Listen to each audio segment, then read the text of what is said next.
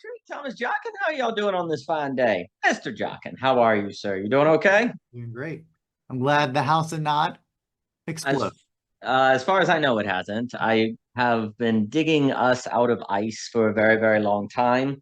But so far, so good. Apparently, I just blew my camera up because I don't know what I'm doing. That's fun. Let me unplug it. I'm curious what you're thinking about. I have personally, I think, entered into madness because I've been trying to find the distinct Dimitri. Good to see you, sir. Downs has talked about this. It's one thing to compare Friedrich Hayek or Russell Kirk with, Auguste Comte or Marx, and an entirely another thing to compare Hayek with Rothbard and Milton Friedman and Russell Kirk, who seem to all be the same, right? They're all the same. No, they have really, really slight differences that make a massive difference. And I'm really more and more interested. Like everyone's like, liberalism sucks. It failed us, blah, blah, blah. And I'm like, okay, do we know what liberalism is first? Second, like, let's look at these really fine differences to see what went quote unquote wrong, if you will, right? And for example, I'm more and more convinced that libertarian and classical liberalism should not be conflated. Those are always conflated in the American discourse. They're not the same. Um, I guess if you want to argue they are, but they're really not. So for example, many people say Friedrich Hayek is a libertarian. Well, another person is Murray Rothbard. Murray Rothbard has a letter that he says Friedrich Hayek sucks, and I hate that man because the Constitution of the Law is he calls it an evil book, and it's like, what is the difference between Hayek? And Hayek is for me like a classical liberal, whereas Rothbard is a libertarian, and then of course Russell Kirk, who calls himself a conservative, but then also seems to be very different from what is meant by conservative once you get to the Bush era or something like that, right? And like, yes, I'm saying Hayek, Friedrich Hayek, the kind of Austrian economist, different person, et cetera, so forth. But he also in the Constitution of Liberty or that book, he also talks about possibilities of universal health care, state involvement. This is seemingly not a simple libertarian picture. I'm then looking at von Mises, and how he views, and he seems closer to Rothbard. And here's, I guess, and I not to go on this, because I really think we're at an age now where people are like, liberalism has failed. And there's a part of me that um it may not be appreciated what you're saying you want to move beyond, right? Like if you throw out liberalism, because there's a way, like if I were to try to define liberalism, and I really would be more than happy for disagreement and talking like what exactly is liberalism, because I think this is a fine, most people associate liberalism with individualism, free markets, and expression, right? Well, that's not all classical liberalism. Hayek is like, you need institutions, you need religion, you need actually like communal Bernard Juvenel, who I think is a keystone in this. You need the middle, right? Well, once you get to Rothbard, you're basing justice on natural rights versus there's a difference between natural rights and tradition. Actually, there's a difference between those things. There's a difference between natural rights and constitution. Constitutions are not always individual. And so to me, like when we talk about liberalism, seemingly what we're talking about at the very bare minimum is the possibility of authority. This is how I've been trying, if I tried to say it some way, and then I'll give it to Dimitri here and anyone who wants to speak about anything on this fine day. This is just what I've been trying to not lose my brain over as I'm digging ice off the porch or whatever. They have these new things from Lowe's that are like knives where you pound it. They work really well versus shovels. But anyway, liberalism seems to be tied to the belief in the it seems to be an orientation to the possibility of authority without coercive limit. It's the possibility of authority without coercive limit. Now, I'm using limit here instead of, everyone would say, force, right? Like force. Yes, we're talking force, but there's even more going on there. So it's like, can we have authority without violence? Would be the simplistic way to put it, right? Is that possible? Can we have a nation state that is not based on force? Now, one of the reasons I've also been thinking about this is because, everyone's like, great, we're moving beyond liberalism. But then, obviously Trump's speaking at Davos and we're moving beyond the world order. And, we're going back. And what is people like the Canadian minister and everyone say, well, we're going back to violence then, right? Yeah, like the issue is if you throw away liberalism and become quote unquote post-liberal, then you see, you're really actually kind of saying we no longer believe in the possibility of authority without force, right? Now, of course, once we get to Frankfurt, we have to get into the distinction between power and force because those become different actually in different ways. But if we no longer believe in the power of authority without coercion, well, then yeah, we're going to go back to great powers and so on. And now, of course, we would argue, well, we've never not gone, we've never not been great powers and hegemony. Okay, sure. But but there's a difference between having a commitment to that possibility and not living up to it and abandoning that ideal, abandoning that possibility. That changes things. Now, that would have to be expanded on. But more and more, I'm looking at liberalism as the possibility of authority without coercive limitation. Then I'll throw it to Dimitri here. And I will argue that, yeah, we seemingly actually don't know how to maintain the environment that incubates that. But and I have thoughts on that because I do think the debate between Rothbard, Hayek, and Russell Kirk help with this in really framing this problem. And actually, then you can put in Marx. But like those three, I want to focus on those three because many conservative-minded people conflate them. They conflate, especially classical liberalism and libertarianism. And I'm more and more convinced that that's not, I've done that in the past. So, I'm not saying I'm innocent, but I'm more and more convinced that that is perhaps not good. And if we're going to basically abandon liberalism, we ought to at least kind of look at this debate to see what exactly it is that we've decided can't work. Because once you say it can't work, then get ready for significant violence. And anyway, I'll pause. I'll throw it to Dimitri to talk about anything. Dimitri, what you doing, Dimitri? What you doing? Yeah, well, this is exactly what I want to talk about too, because we really need to talk about it.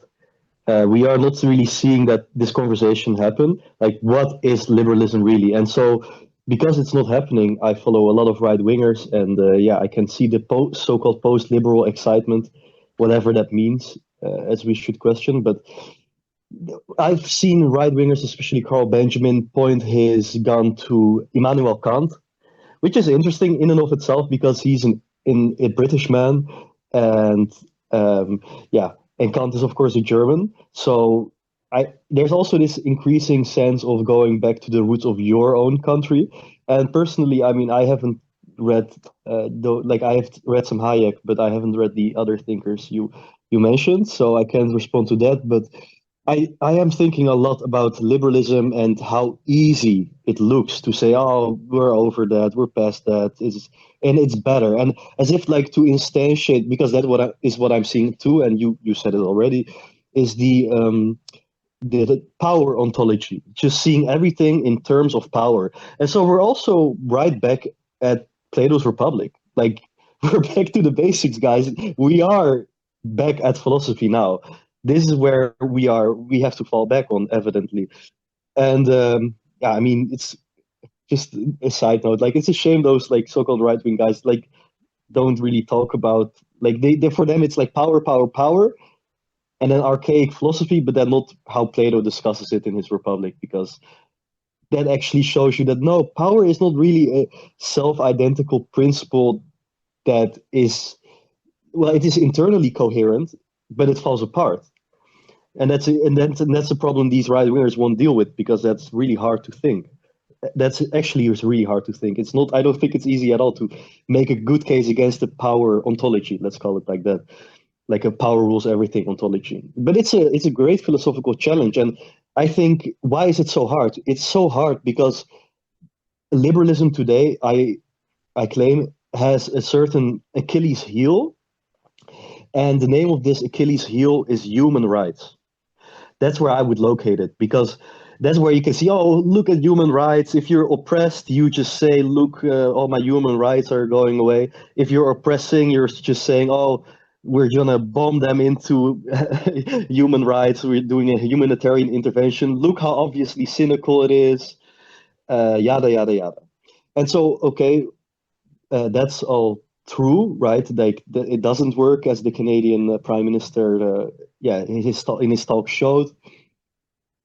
But Okay, there's an interesting. We shouldn't forget about the relationship between human rights and civil rights, because yes, civil rights are for the citizens of a nation state, and so you can say, look, this has more authority. These people maybe speak the same language, or at least you can violently enforce that with an army, right? Because that's like, what is a language? A language is just when you have an army to say what a language is and have a certain policy about, what are the rules of the language. It's got nothing to do with the science of language, right?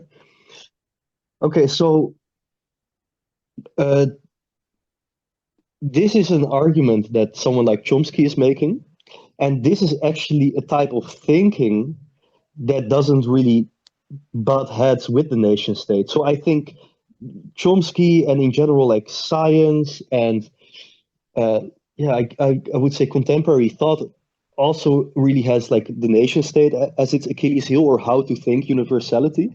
And we can see that with how human rights are being denigrated right now. But back to the distinction of human rights and civil rights. So I would argue that if we get the moment we get rid of human rights, we also lose civil rights. Why is that? Because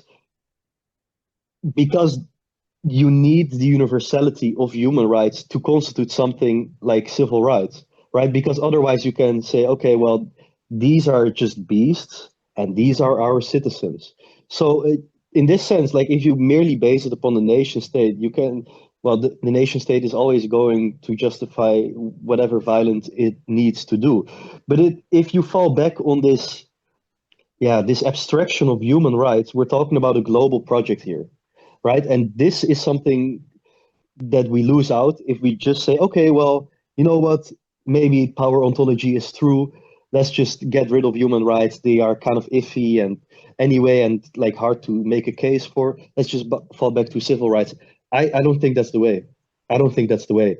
And so we're like, it's very hard to have this conversation because it's such an unpopular stance, right? Because on the one hand, you're admitting the issues that mainly the right wing is putting forward, right? Like with Trump, with these populist right wing explosions.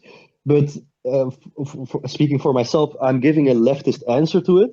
So I'm not just reactively saying, no, no, no, let's just keep our sacred constitution or our sacred ideology intact. No, like the reason is I I really don't like when leftists think that the right wing is just stupid and that the left wing is intellectual and therefore you don't have to listen to it. No, that's not the the worst thing about it. It's not even leftist because it doesn't really know what it's going against, right? And the same with the right wing, who is now going against a kind of phantasm, like a phantom of what it thinks the left is. So yeah, like for leftists, they look at the political dichotomy and they see the left as emancipation, hopefully also freedom, and then the right wing is reactionary. But when the right winger looks at that same division, what he sees is the left as globalism, human rights, and the right wing as, let's just make it easy, say traditionalism, and then maybe a fundamentalist form. Let's just ignore the crazy accelerationist for now, but we can see that Christian nationalism falls in the category of a type of traditional theater and spectacle. So yeah, I really think this is the conversation that we should be having. So thanks, Daniel. Oh, I couldn't agree more, and everything you said was so important. Oh my gosh.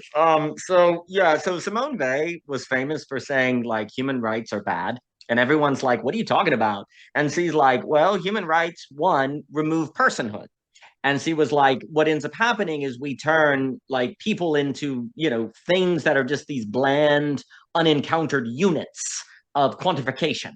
And she opposed human rights. And what's fascinating is thinkers like Hayek did not like human rights or natural rights because they were fluffy. And basically the interesting debate that happens in conservatism is, where do rights come from? And Hayek would say something, and this is where the classic. So Murray Rothbard and I suppose Nozick and probably Ayn Rand as well, Nozick, these kind of people, they really are adamant on a doctrine of natural rights, like human rights, natural rights, et cetera, so forth. And that and mimesis as well, and that leads to the way they argue it is different. But natural rights are so important because then it makes axiomatic private property. And once you make axiomatic private property, then you can get a market, and that kind of becomes the basis of your civilization. And, for someone like Rothbard, you can get a society that's meaningfully a society if you have private property in a market without a state, because he wants to be kind of an anarchist. Like libertarianism at its core is, especially once you get to Rothbard, incredibly anarchistic. Now, it's not like no state. Now, that doesn't mean there is no social interaction. But the private property is more based on a natural right than it is even a legal right, right? So once you get to Hayek, he's like, that makes no sense. Like Hayek's like, no, rights don't come out of like some axiomatic nothing. They are bestowed by the tradition. They were bestowed by the history. Now but then, so like the tradition gives us rights. And because we have that tradition, those rights are instantiated. Well, Murray Rothbard says that's not enough. You can't sustain that. And then basically Russell Kirk, who's conservative, is like, if you don't have a state that has a moral vision to back up that tradition, then it's going to be lost. You're going to lose it, right? And there's a fascinating tragedy in Hayek's thinking that I've been thinking more and more about. And I think even people like Roger Scruton, Scruton, you could say the early Will Kirk, like Hayek, there's this kind of, actually Jordan Peterson, honestly, is a similar thing where there's this acknowledgement of a need for like a tradition, a need for some sort of civic involvement that sets a limits on the individual, but you can't defend it with a metaphysic. Someone like, because Hayek really did not have a strong metaphysic to defend it. And also Hayek didn't want to be he has a paper where he says why I'm not a conservative, because he actually thought conservatives and what he called socialists were very similar. Because he's like, what conservatives do is they use the state to enforce their moral vision upon the world, right? Whereas the socialists may force their policy, as he calls the socialists, right? So he's like, conservatives and socialists are actually not that different. They're trying to use the state to enforce a certain moral vision. So he didn't want to enforce a moral vision.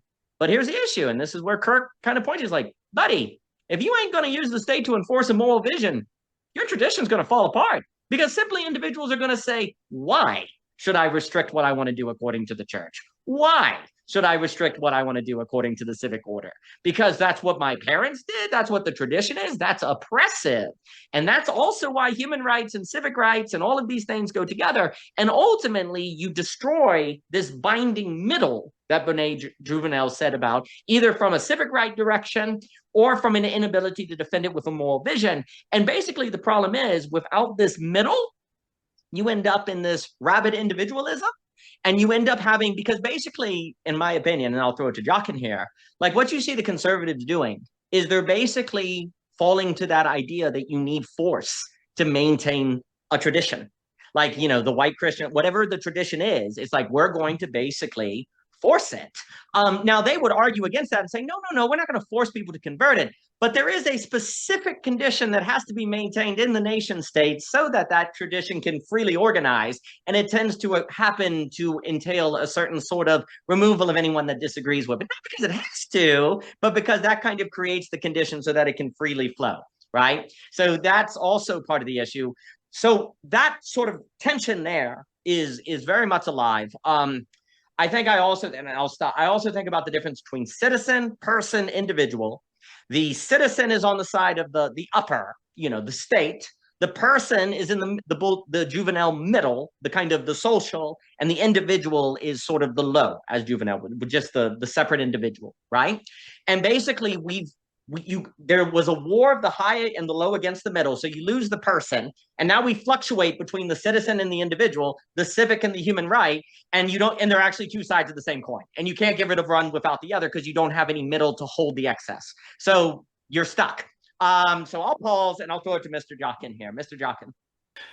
I do think it's an important point in terms of, actually, I was talking to Javier yesterday about this. The problem is when we have liberalism and the things around it, I find, is an example of a term that has so much slippage in terms of what are we actually denoting or pointing to or referencing when we use the term. And this kind of spirating of like, we don't know what we're talking about because we're slipping on the term. Because I could say this, one example you said, right, the authority without cohesive, but coercive limits. I think another one I think is very fair is the argument of the nation state or organization of a people that's not based on blood and soil and language, right? That's actually another argument. What is liberalism? Is that proposition. And then religion, by the way. And then the third stack from that is that it's an organization of people that don't have an explicit stated moral good. First principle that oriented, aka I'm of this church, I'm the social order by religion. Those are already like immediately three propositions. Now, one that could, it was actually in commentary to my last essay about liberalism. Chance posted up in my Discord. I forgot the person, but I thought it was quite good. He gave a slide where the argumentation is, as a secondary consequence of that, of especially the non-named first principle, is social order by, I call it's basically my summary note of it was a stabilizing of the social order by velocity oscillation. Meaning what we do is we don't have a telos ordered of a social that the state orients around. It kind of gives us a middle to orient towards, and using the law with force to compel people towards a certain relationship. No, instead, it actually solidifies, it stabilizes by oscillation, by extreme. So that's how you maintain stability by oscillation. I find that very cogent to my argumentation, especially when basically by feelers, we found our way to stabilize by using instruments of debt. That's how we did it. And the way we're doing, the problem is with these oscillations, they get more and more extreme and polarizing, and it causes the interventions require more intervention, And I think especially the very fact that the content of what is a citizen, I don't know about anybody else, but if someone asks, what is a citizen? I don't have much of a strong answer. It's kind of unnerving when you actually think about that. And you know why I say this is because a patriot used to be a legitimate term. Like, why are you not what's the difference between a patriot and an ideologue? Like a fascist ideologue. The very fact that distinction seems completely opaque to us, meaning any signification of love of nation, instantly fascist, instantly. Like the very fact that by instance of that presentation of image, of signification, you instantly point out this other mode. That used to never be the case. Like, in fact, actually, one of the key marks of virtue was a love of country. And it's partly because I think this note about the human rights Dimitri's bringing up is absolutely correct. It's basically, it's ironic. It's, again, someone talk about irony, Charlottesville is in a place where we have no named goods, the named good is human right. But then what is human right? It's a contentless catch-all that's at best an emotional. I think, listen, it's in there how many thinkers are against human rights. McIntyre is another one, and actually very diverse people, very diverse thinkers are challenging human rights. McIntyre for me is the most powerful, because I remember I remember the conference where he was doing, he made it very clear at this point. He was like, guys, you guys don't understand justice. Like, your problem is you don't understand justice. That's why you're trying to go to human rights. This is a cope. He didn't even say this, but this is my language take on it. Guys, you're coping. You forgot what justice is, and you're coping, and you're trying to catch up what you lost ontologically with justice, with human rights. That's what you're trying to do. And it actually causes all these consequences. And Dimitri's saying, yeah, because human rights, especially, it's like this trying to catch all to say, no, there needs to be something that preserves even people who are not in nation states with due process and gender equality. Like, if traditions and cultures don't have this, by using this posit of an existence of human rights, you say, no, this must exist. Therefore, Taliban, who's suppressing women, now we have to come in and conquer them. No, not because of violence, not because we're doing anything. We're not imposing our will. We're actually releasing the reality, the truth of the human right, ontological existence. It's rather slick in when it tries to present itself. But the very fact that it happens so repetitiously, every single time there's some kind of political unrest, and the question becomes, do we get to intervene or not? You ever notice how quickly gender rights shows up? Like equality of women, oppression of women. And of course, you're the bad guy who are pointing out, hey guys, I'm noticing a pattern here. We want to enter when we make an argument, should we get involved in a different nation state? Why should we bomb a place? Is to save the women. Like it's a little unusual. That tends to be the move every single time. Iraq, Afghanistan, Iran, etc. Like we can keep going with this. I just find that rather unnerving that we tend to do that so often. And that's always the key trick is that it's the move of the 21st century or 20th century is these rhetorical moves of disarmament.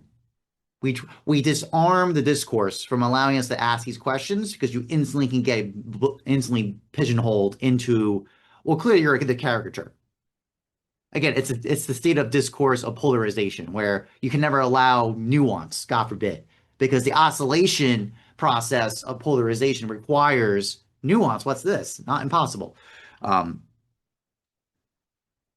I say, I think this note about, again, this idea of the tradition. It's like, if you don't have, like, how are you going to have tradition that isn't going to be, that's the point. How are you going to have tradition that isn't based on a moral order, an orientation? And I want to be very clear, in America especially, like this is why the stance of America's exceptionalism was to say, yes, we were the nation that broke out from the tradition, the requirements of dogmas and creeds and all this other stuff.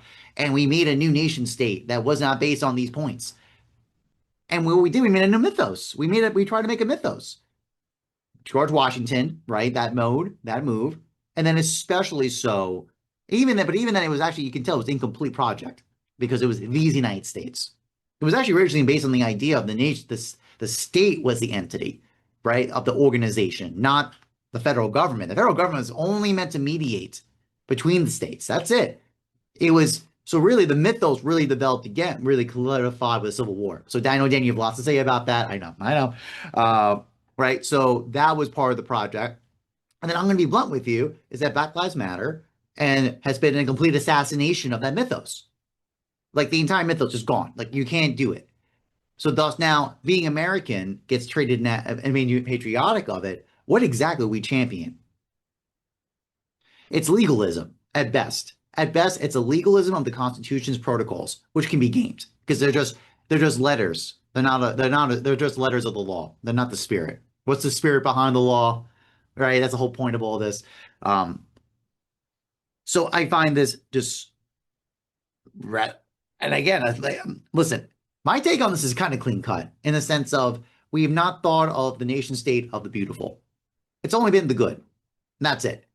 And we're seeing the failure of that. I'm not even saying this to posit that like we have an answer. Shit if I know. All I know is that all this talk and this kind of panic over what is liberalism and what is the response to it is because these are operations of the good. And going the nation state beyond violence is incomprehensible. Now, because I want to be very clear, because I think a lot of people, I think there's actually, and there's one note about this private property aspect, where could his ontological grounding come from? I think a big part of it is there is a difference between, but it's ambiguous. People have some issues with this. Like, what is a natural consequence versus an artificial consequence? That's actually one of the major, I think, demarcation lines. I only say this because if I was trying to be fair to the extreme liberalist, like this kind of libertarian stance about private property, is this argument of physical objects can't be in the same place twice. They're inherently private because they only can be in one place at one time. But here's the problem, is that objects are not just that.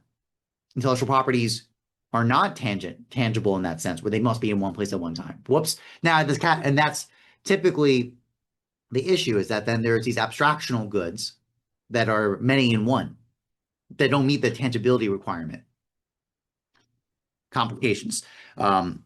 Which leads to, again, kind of the note of like what you're bringing up is that there's no, the ontology, all of these political orders are just like confused.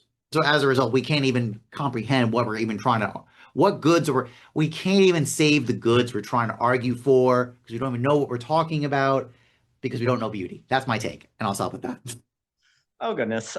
So yes. So a bunch of things. Okay. So first off, I think what you're saying, and then anyone wants to speak, Dimitri, if you want to speak again, please. I think what you were saying about liberalism being somehow tied to the possibility of national identity or a state, however we want to put it, based on a more philosophical basis is extremely important. Because liberalism and what Cutrone and different people talk about bourgeoisie social relations go together. And Vaughan will talk about America as a real increase in freedom, because now you're being identified not just like in your blood or your terrain or things you were born into that you don't control, but on more philosophical premises, like freedom or American, right? So it's kind of more, it's got this openness, right? Because it's not so determined. And this was a real advancement of freedom. Now, very important, this movement, you could say, was taken to a certain extreme in the Union, which again was a foreign metaphysics when Lincoln introduces it. Like people are like, what are you talking about? And he's arguing the Union is before the Constitution. And of course, after the Civil War, it goes from the United States are to the United States is, which is a significant metaphysical shift that occurs, right? Now, this, of course, is where I'm always talking about David Hume, who I think is invaluable for understanding this moment. Because what David Hume wants to argue is that, and I'll tie it over with because what happens is that this increase in freedom makes it easy for the upper to team up with the low and destroy the middle to increase the power of the upper. And the totalizing state is what Juvenal says. And let me explain what I mean by that. So what both Juvenal and David Hume point out is that, let's say in the medieval eras, however you wanted to put it, if a king wanted to take a territory and go to war, he had to convince the citizens to join the war. And the citizens would kind of go, why? Are we going to get food out of it? Are we going to get shelter? And the king had to come up with like what they would materially benefit with. Otherwise, people wouldn't fight, right? Because why would they do it? And also, the king would have to mediate with the leaders of the community, the church, like the feudal lords. Like the king was not, the big thing that Juvenal wants to take out is this idea of the king being all powerful. Juvenal points out kings were not all powerful at all. They constantly had to negotiate if they wanted to do military conquest. But what ended up happening is how Juvenal describes it is that the king teamed up with the peasantry against the middle, against the feudal lords, against the church, to remove the middle that the king had to go through to convince to get to concentrate power, so that then the king could directly access the people and super concentrate power. Okay, so the way that David Hume describes this occurs is that nation states moved from being based on, say, territory or terrain to philosophical consciousness, ideas like freedom, justice, Englishness, a metaphysical construct. And what David Hume says when that happens, now you have totalization. Because before the growth of philosophical consciousness, David Hume would say, the king would come along and say, they'd say, Daniel, the reason why you should go to war or do what I tell you is because I'm going to get you food. But now the king can come along and say, hey, Dan, we need to go to war to fight for democracy, to fight for freedom, to fight for justice. So you can use a philosophical construct. And here's the key. That is unbound. Like food, it's only going to convince the people to do what the king says, who's going to get that food. But it couldn't apply to the entire world, right? It could only apply to the area where those resources are available. But just as soon as you start fighting for freedom, that's not necessarily bound. That can totalize. That can apply to anyone, right? So what David Hume is that, yeah, we need to be promised unbound food. Well, that might be coming with the simulation. In different things. So what ended up happening is David Hume suggests, and I think this gets into the question of why do bourgeois, what Cutrone always emphasizes is that, a lot of Marxists have this idea that if you remove capitalism, that's going to be this great liberation. But what he says is actually bourgeoisie social relations, which are social relations defined by philosophical relationship. Like it's a philosophical relationship is primary. That actually the conditions of bourgeoisie social relations regenerate capitalism every day of the week, right? They're going to just come back because we can't freaking handle pure philosophy. We need materiality. Like it's too open. It needs to have texture or I can't make sense of it. And it also totalizes and flattens. But to finish what I was saying is what David Hume points out is that philosophical consciousness creates a real freedom. I'm no longer bound to my blood. I'm no longer bound to my determinations. I'm now able to do different things. But it also can't bring me back. I can't stop it. Once I start freeing people by, philosophical consciousness, well, now I almost have to start unifying the world together. I almost have to. How do you stop freedom? So you free people, but then it expands. And what David Hume warns, as Livingston points out, is the possibility of total war. And this is before the world wars. David's like, you couldn't have had world wars until the release of philosophical consciousness, because before the release of philosophical consciousness, war would have to be small local affairs, is basically what Hume points out in Livingston, is that wars were proximal, they were smaller, and they were tied to territory. Now you can go to war to fight evil, to be good, to fight for justice, blah, blah, blah, blah, blah, right? And there's no reason that should stop with a small group of people. That can just expand the world. So David Hume is very, very concerned about the possibility of total war. But how could you possibly, but here's the problem. What kind of monster are you to stop the spread of philosophical consciousness? Because now people are freed from their traditions. Now the women are free. Now the men are free. Slaves are free. Like, it frees people. This is the issue. Philosophical consciousness frees people. It genuinely does. Because how did you justify slavery in America or around the world? They're Black, inferior racism. Philosophical consciousness says, nope, you can't define people by their race. So they're freed from racism, but now they can't escape the totalization that makes possible, well, global markets and global war. And that's where we're trapped. We're not able to stop the real liberation that comes from bourgeoisie social relations, philosophical consciousness. We're not able to stop it from totalizing the world. And now the logic is pulling us along. Because like you say, if we say if freedom's good, then we need to go into every nation that's not free. We need to make sure freedom reigns. We got to make sure justice happens.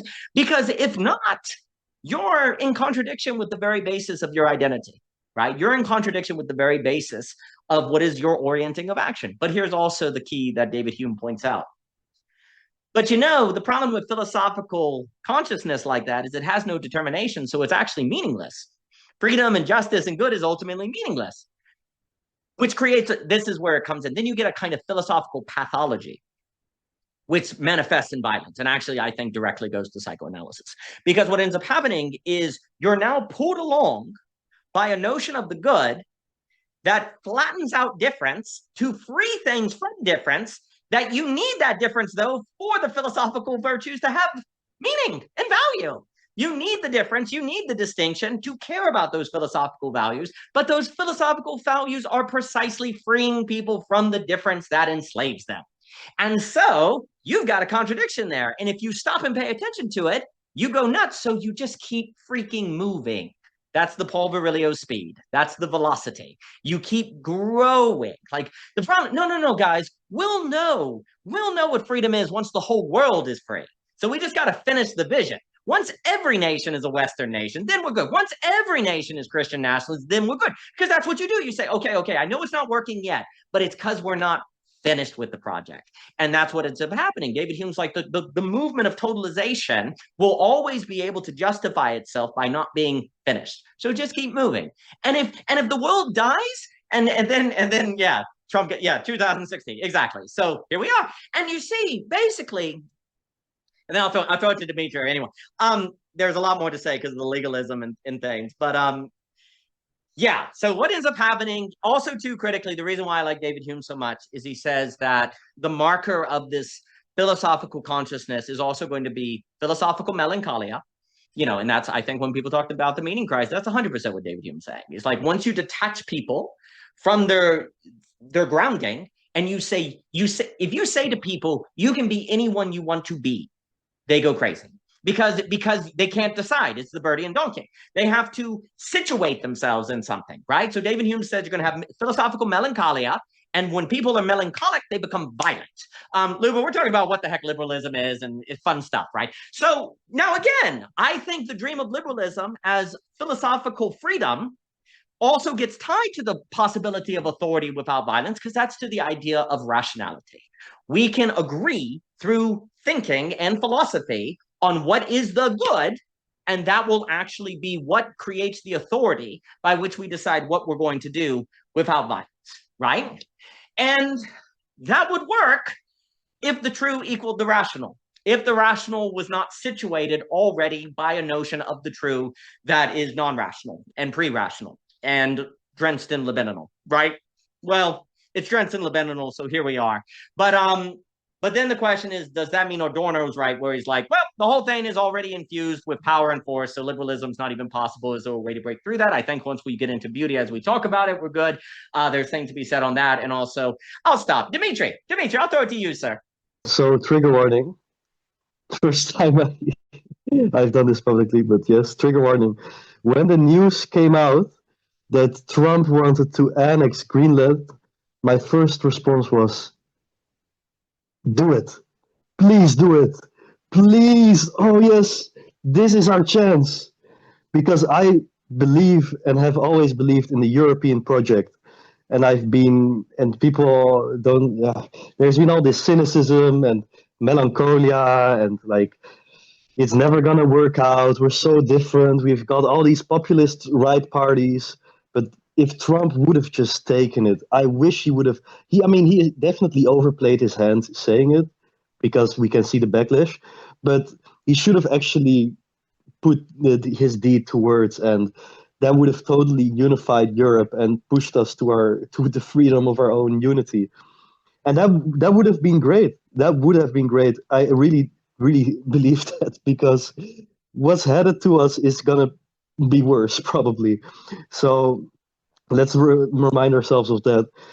It's not just that I just want chaos or something, but no, like the United States has lots of great things going for it. For example, 800 military bases around the world, but among its powerful industry in AI and tech in general, another thing it's got going for it is the fact that it is a nation state, whereas here in Europe, we have like all these different nation states that are in the EU, and according to like the UN, there's a certain types of standards you must meet to be called a state, and the EU actually checks off all the boxes except for one, which that it is not seen by its people as a state. So the EU already kind of is a federation, but like a half-assed federation. So we have our own currency, but we have a central bank, but we don't have a Ministry of Finance, and we got a parliament, but they don't really elect a commission. And so there's all of these, and there's like, checks and balances, and it's very opaque, and they're very bureaucratic, and everything happens behind closed doors, and so. It's also very easy to hate the EU, and right now the Europe wants to the EU. There's this big push to rearm Europe and remilitarize, and I think it's great. I think it's great because we should be doing that, and because if that project goes on and God willing we get a European army, we have a military, so we can do a coup d'état on the European Commission. And then we can have a new proper European authority. And that would actually save us from enemies on both sides. So here I'm talking about the United States. You guys are my enemy, We're going to confiscate everything. We're going to close down the McDonald's. And then on the other side, Russia, who is trying to keep poking us. You know what Russia does? They invade Dutch waters. They just go with warships and spy ships in Dutch waters. And what do? Well, they detect stuff and they look for our cables, and they are just looking at us and staring at us, and it's kind of creepy. But we don't do anything, because if we would do anything, Trump would frown very, very harshly at us, and we would feel it eventually. So, but in Turkey it works different. In Turkey, if you are flying a fighter jet and you're a Russian and you enter Turkish airspace for 5 minutes and you don't listen to your first warning, you're going to get shot down. And so this actually happened, right? So the Turks, actually what Erdogan, he's absolutely horrible, it has to be said, but his comment on what's happening is actually correct. He's saying, oh, now everyone's waking up that you got to deal with these like harsh, crude geopolitical realities that don't give a shit about you. So Turkey's like, yeah, the Turkish people have not been knowing that for a long time. Now, slowly, well, it's definitely accelerating. We're seeing European propaganda emerge, which is very, very different than American propaganda as well as Russian propaganda.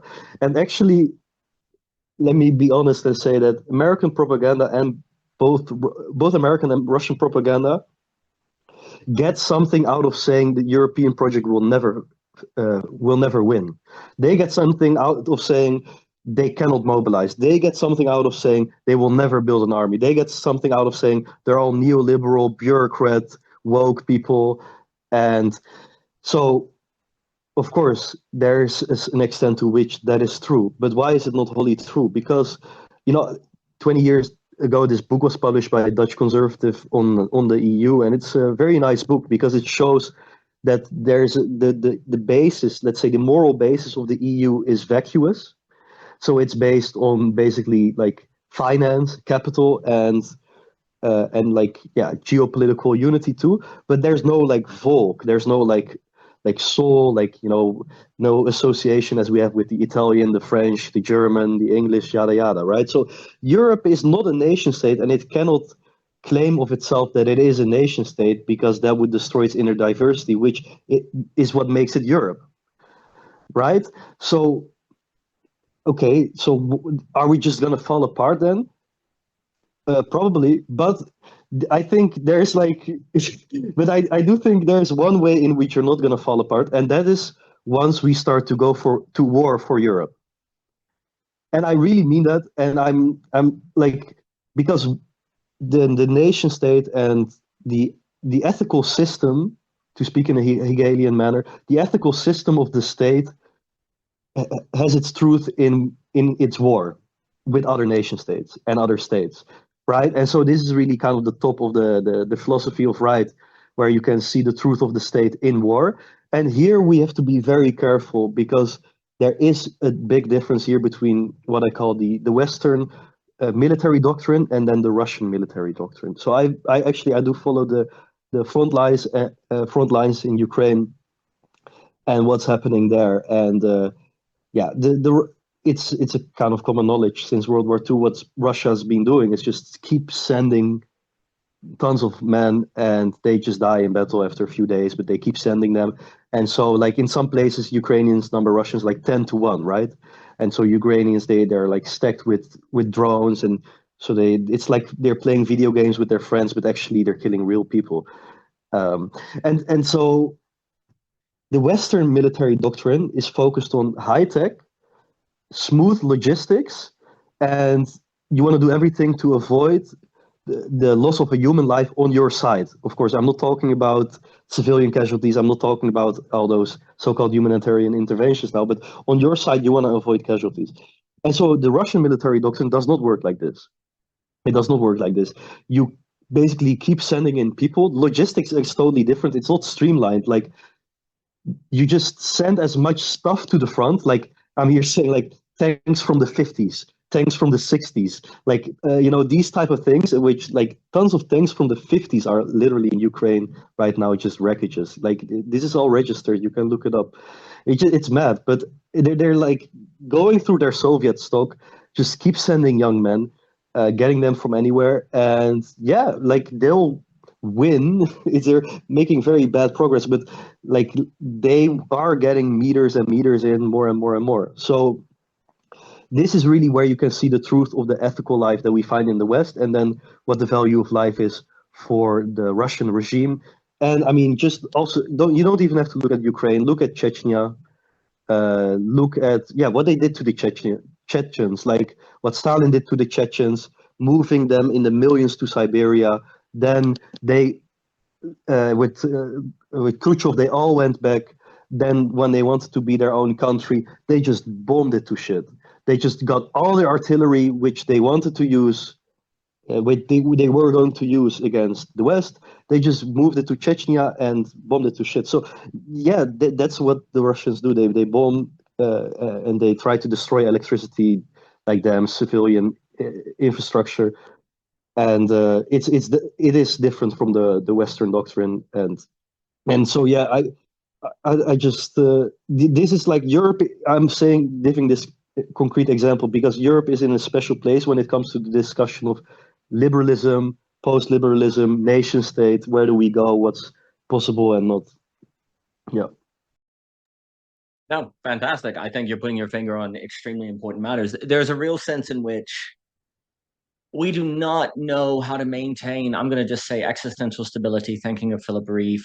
We do not know how to maintain existential stability sustainably without a real possibility of war, which means if you don't have the military bit up, if you're not in a position for a real possibility of war, you can't have an internally stabilized people, psychologically, mentally, et cetera, so forth, which is one of the great jokes of human existence, is that is like this.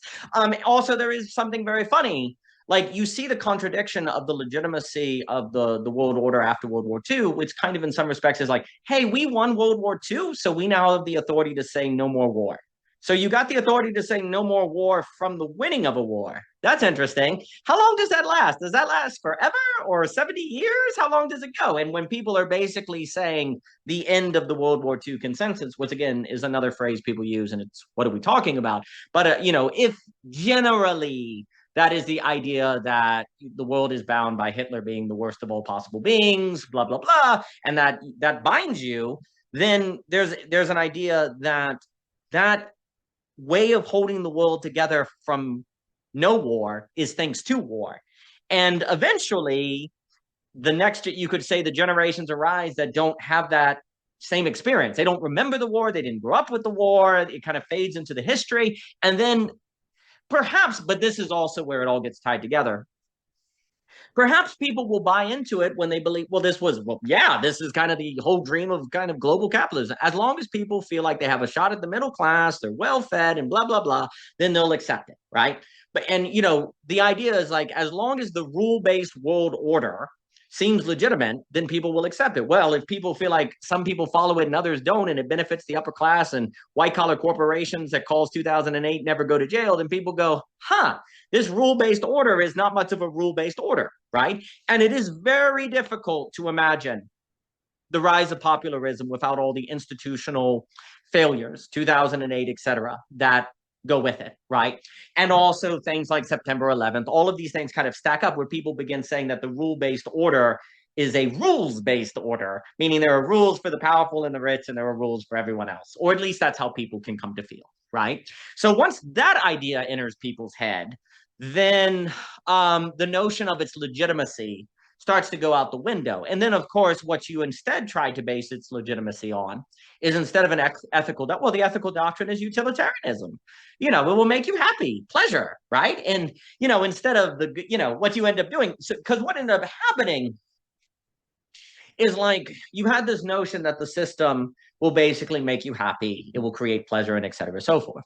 Well, once people begin to doubt that because they felt like the economic system was not serving them, well, then it had to fall back on something, right? And that's what's happening now. It's falling back on an idea of the good. And you look at the global order, you say that it doesn't have a vision of the good. We do have a vision of the good in our tribal or sort of way of thinking, and we're going to reassert it. And you can say that in some respects, popularism becomes a revenge of the good against utilitarianism. Like it becomes a revenge of the good against a kind of doctrine of make the number go up, increase GDP.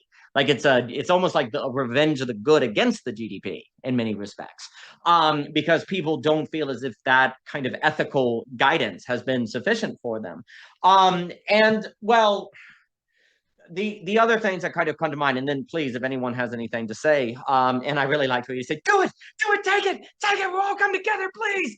That's really grand. I think that is really, really funny. It really speaks to a lot. But there's this assertion of sort of the ethical life. What is actually binding the people together? And when people don't have that, then they feel empty, they feel vacuous. And that, you see, and that's kind of the thing that going back to human, let me frame it like this. If we're trying to identify the quote unquote contradiction of liberalism that has kind of, I think, gotten us to this point in some respects.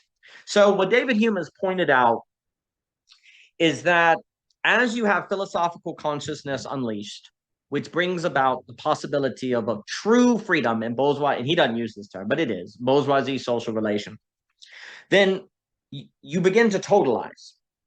But as you told, because it has to spread, but as it spreads, every difference, race, sex, gender, whatever, that is incorporated into the totalization is necessarily a threat to the totalization, because it can be a distinction that makes it harder to bring people together. So you have to somehow downplay it. You have to downplay the difference. Now, people like James Hunter and Peter Burke and all, they said, well, the way we did that was multiculturalism, as they call it. And multiculturalism is when you say, yes, there are different cultures, different races, but, you know, although everyone has different food and holidays and preferences, at the end of the day, we're all one humanity. That's how they kind of define multiculturalism, is this kind of idea that although we are different, we're ultimately all the same. And if we're one humanity, then you can get a doctrine of human rights, and that's kind of what holds it together. But what people like Berger and them warned is that, problem solved, exactly. What Peter Berger and them warned is that difference is way more than holidays and foods and preference. It's the very way of interpreting and experiencing reality. Like, difference is all the way down. It is extremely deep. And when you act and tell people that their difference is nothing more than preference, and therefore their responsibility, so if their difference is getting in the way, it's their fault. And that's a key move. Like, if your religion is getting in the way of the system, well, it's your fault, because at the end of the day, we're all the same humanity. And if you're not participating in humanity, there's only one reason that could be, and that's because you're asserting your difference against participation, right? So it's your fault. And also, of course, you get a capitalist system that kind of suggests, well, if you're poor, it's your fault because you didn't play the game correctly. So the key is that liberalism ends up moving responsibility for difference onto the individual. And if something goes wrong, it's because of the difference, and that's your fault. And so you should remove the difference. But here's the issue. If difference is what makes people themselves and is how they're able to interpret reality and make sense of things, they can't get rid of the difference. And if they try, they'll be psychotic. And that's not going to go so well. So you had a system that in its totalization for the sake of a real freedom, it is a real freedom, makes difference people's responsibility, that then if something goes wrong or financially or whatever, they're not doing so well, it's the fault of the difference, and it's their responsibility for not getting rid of the difference, which they should be able to do because we're all the same humanity. At the end of the day, we're all just human beings. So the system offloaded the problem of difference onto the individual. And if difference got in the way, it was the individual's fault, of which they couldn't get out of the way because that very difference is what made them themselves. You then stir the pot. You have a financial crisis here and there. You have everyone lose their jobs in small town USA. And then you say it's all their fault. And eventually they say, I'm going to throw a bomb at this thing and just see what happens. Let's go to war. And maybe something will come out after it that's better than this. And that's where we are. So here's the issue. You have to somehow, and then if anyone wants to say, so I'm going to go back now and discuss. So the problem of totalization, and I'm thinking now Rothbard, Hayek, and Kirk. So what ends up happening is that you need a difference that is honored, that doesn't make the other unintelligible to one another in their difference, and that is not a threat to the universal collective, that difference exists, right? You need to bring back what Juvenal said was the middle. In the middle are your civic, your community, your churches, the states having power versus just the union in a sort of Civil War sense, federalism, et cetera, so forth. And this is what the classical liberal is basically arguing, is that basically human beings do not function without that middle, because that middle gives them a determination that makes them who they are, that defines them more than they merely choose. Like, it chooses them. Like Philip Reeve said that humans want to be chosen, not just to choose. And that is arrived at in the middle, or the state chooses them, and then people feel alienated and disembodied. And that can become very, very problematic. So what ends up happening is Friedrich Hayek, and I'm just going to focus on him. He basically is going to argue that things like law, civic orders, rights, they emerge through a process of trial and error through history, and then they are substantiated into institutions. And that human autonomous rationality could never arrive at individually a legal system.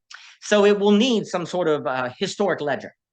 And actually, those laws are indeed good for individuals to follow, even if they don't fully understand them, because they are based on trial and error. Like the big thing that Hayek wants to argue is that law is not like top down, some people randomly decided. It's a collective wisdom that is substantiated into the written word, right? It's supposed to be a kind of, you could almost say a no knowledge proof, in the sense of, I don't need to be able to prove this. I can just look at it, apprehend it, and follow it, right? And you go from there, right? I would argue things like religion, looking at Philip Reef. So in Philip Reef, there's that tension that the human beings, Mr. Jockin, good to have you, sir, that human beings need a mean between givens and releases. Things that we individually choose and things that are given that we don't have to choose, right? Like what Philip Reef points out, as we've talked about before, is that it used to be that I didn't choose to be a Christian. I was just born in a world where Christianity was given. It was just the way of things, right? Therefore, I could be embedded. Therefore, I could have belonging. And I didn't have to choose it. So it wasn't psychologically weighty. However, of course, that made possible the Hannah Arendt banality of evil, thoughtlessness, and all of that. So you had this bourgeoisie social relation. You had this philosophical consciousness that freed us from givens. And that was a release. Now I'm not forced to be Christian. Now I'm not forced to think about gender roles a certain way. I'm not forced X, Y, and Z. The problem is, as you release human individuals, they become existentially overwhelmed with possibility and they become anxious. And in that very anxiety, they tend to actually go back to a strong man to stabilize them again. So you release people from givens to free them, but in that very freedom without direction, they actually tend to go back to violence to restabilize it. There's an argument that institutions, or the middle, the civic, space, is actually what holds the mean in that Aristotelian sense between givens and releases. It's a knowledge of how to kind of knot. You could even say kind of knot them together. You could almost say like the synthome knotting the real, the imaginary, and the symbolic, because that's like mysterious how you do it. And of course, that's Joyce and individual. But the idea is that like the religions or the civic kind of held the mean of how you hold those things together. And if you follow what they're saying, then you could, well, do that. Now, of course, they were also backed by givens, so that would have to be argued. But basically, it's the idea that the middle provides sort of the guidance of how to find the correct mean between the individual and the collective, so that you're not sort of psychologically overwhelmed, right? Well, if you lose the middle, then you have to arrive at the mean between givens and releases as an autonomous individual on your own. And how do you decide that? On what basis would you decide that? Hayek would point out, well, it's impossible. Wittgenstein said also too, like if that middle is complex, not complicated, which is an important distinction. Complicated means if you take it apart, you can put it back together. Complex means once you take it apart, you can't put it back together, like the human body. Even if you put it back, you cut it up, if you put it back together, it doesn't work anymore. If that middle is complex and you remove it, then you have a major problem. So what Hayek basically wants to argue is you need that middle, you need institutions, you need tradition, or else basically human rationality is going to fall into needing to solve problems that an autonomous individual could never possibly solve, like the mean between givens and releases, or the legal sort of system needed to operate. And Hayek kind of believed also that then like those traditions sort of set the restraints for autonomous individuals in their local knowledge problems to go about trying to determine how best to function. So Hayek absolutely kind of agrees. He doesn't use this language, but it's the language I use on the difference between rationality and non-rationality. He believes in that distinction, and the middle holds it. Okay. And basically then what Hayek wants to say is without that middle, liberalism is doomed. Liberalism is either going to fall into autonomous individuals who will then have lost something they're not going to be able to bring back because it's complex. Once you break it down, you can't bring it back easily, if at all. Or what will happen is as the middle dissolves and you have just autonomous individuals that can't civically organize, you now have a all-powerful state that no longer is shielded from the people by the middle. And so now they're just going to be able to impose their will upon the people, and that's going to be that. So that's what Hayek believed would occur if you lost the tradition. Okay. And so he's basically arguing that liberalism needs this. It needs this middle, as Juvenal said. Well, Rothbard comes along and he's basically like, how are you going to defend that tradition? Like, if you're telling me that, you need the individual to be freed by the state to make decisions, to overcome local coordination problems, why wouldn't tradition just make, people make inefficient decisions, right? How do you stop? This is the way I would put it.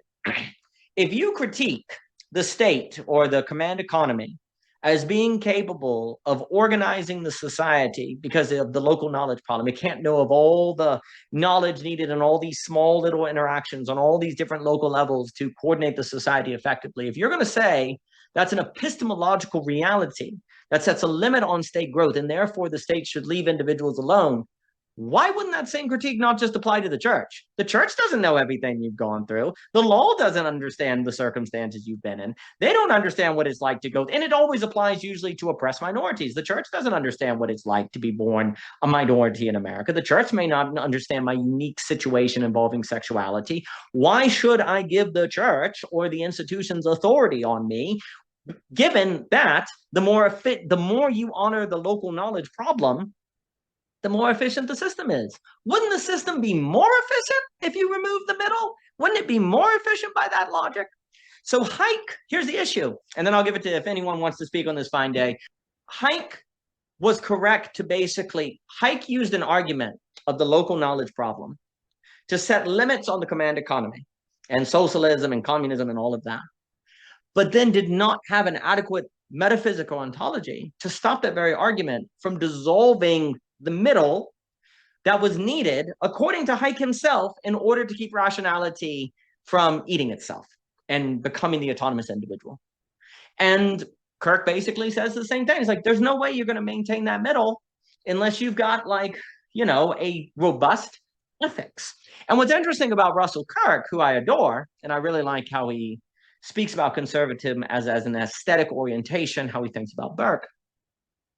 We keep saying over and over again, like someone like a Kirk, basically, ultimately, they join the Roman Catholic Church. And that's what's happening right now. There's more and more people who are understanding the necessity of this very strange political position of the classical liberal, which is this need for the juvenile middle, but they have no metaphysic by which to save it. So they go join an old metaphysic that was able to save it, like the Catholic Church. Like the church, these things had a metaphysic and a theology that could protect the middle. So I'll just go join that, and now I'll have a civic community now that will save me from the local knowledge problem dissolving me all the way to the individual. But that still leaves us with the problem of pluralism. That still leaves us with the problem of how to deal with other religions and other philosophies and other theologies, right? And Kirk is like, you're not going to be able to do it unless you get the state having power. But here's the issue. Hayek looks at Kirk and he's like, if you use the state to impose a moral vision, aren't you just going to end up in a new form of tyranny, like we're now seeing with conservatives, quote unquote, in the Republican Party? Hayek would have told Kirk, what you're talking about is going to end up in what we have now with the Trump administration. He'd be like, that's exactly where we're going. That's where conservatives are going to become. It has to end up there. And Kirk is like, okay, but I'm imagining Kirk having a conversation with Hayek. And please keep in mind, I adore Russell Kirk and I adore Hayek, but this is the tragedy I think we need to think.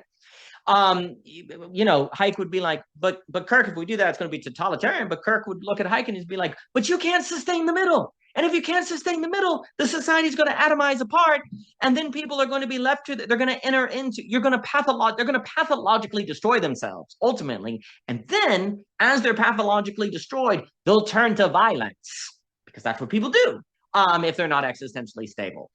And that's where we are. This has never been solved. This has never been addressed. I would argue it's because you need a new metaphysic that can preserve the middle.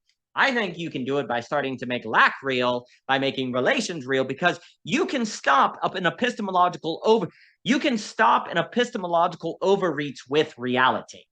Like because if you say the local, and then I'll give it to Michael here, if you say the local knowledge problem is going to bring us all the way to the individual, what you're saying is in your faith, that's it. Like, you're saying that basically the local knowledge problem has to bring you back to base reality, is what you're saying. Whatever is most real is what we need to have decision located at. That's another way to look at it. Hayek is arguing basically, well, a way to put this problem is the effectiveness of your system to coordinate will be relative to the degree that the most real unit makes the decisions. The most real unit makes the decision, okay? Well, if individuals are real, then you want individuals to make all the decisions. But if individuals are real or relations are real, then actually you want the middle to make the decisions, and individuals in so much as they're connected to the middle, family, civic union, churches, etc., so forth, right? So if you can have a metaphysic that is able to protect the middle, then you can stop the local knowledge problem from deconstructing us all the way to the individual. But at this point in history, basically only theologies have done that.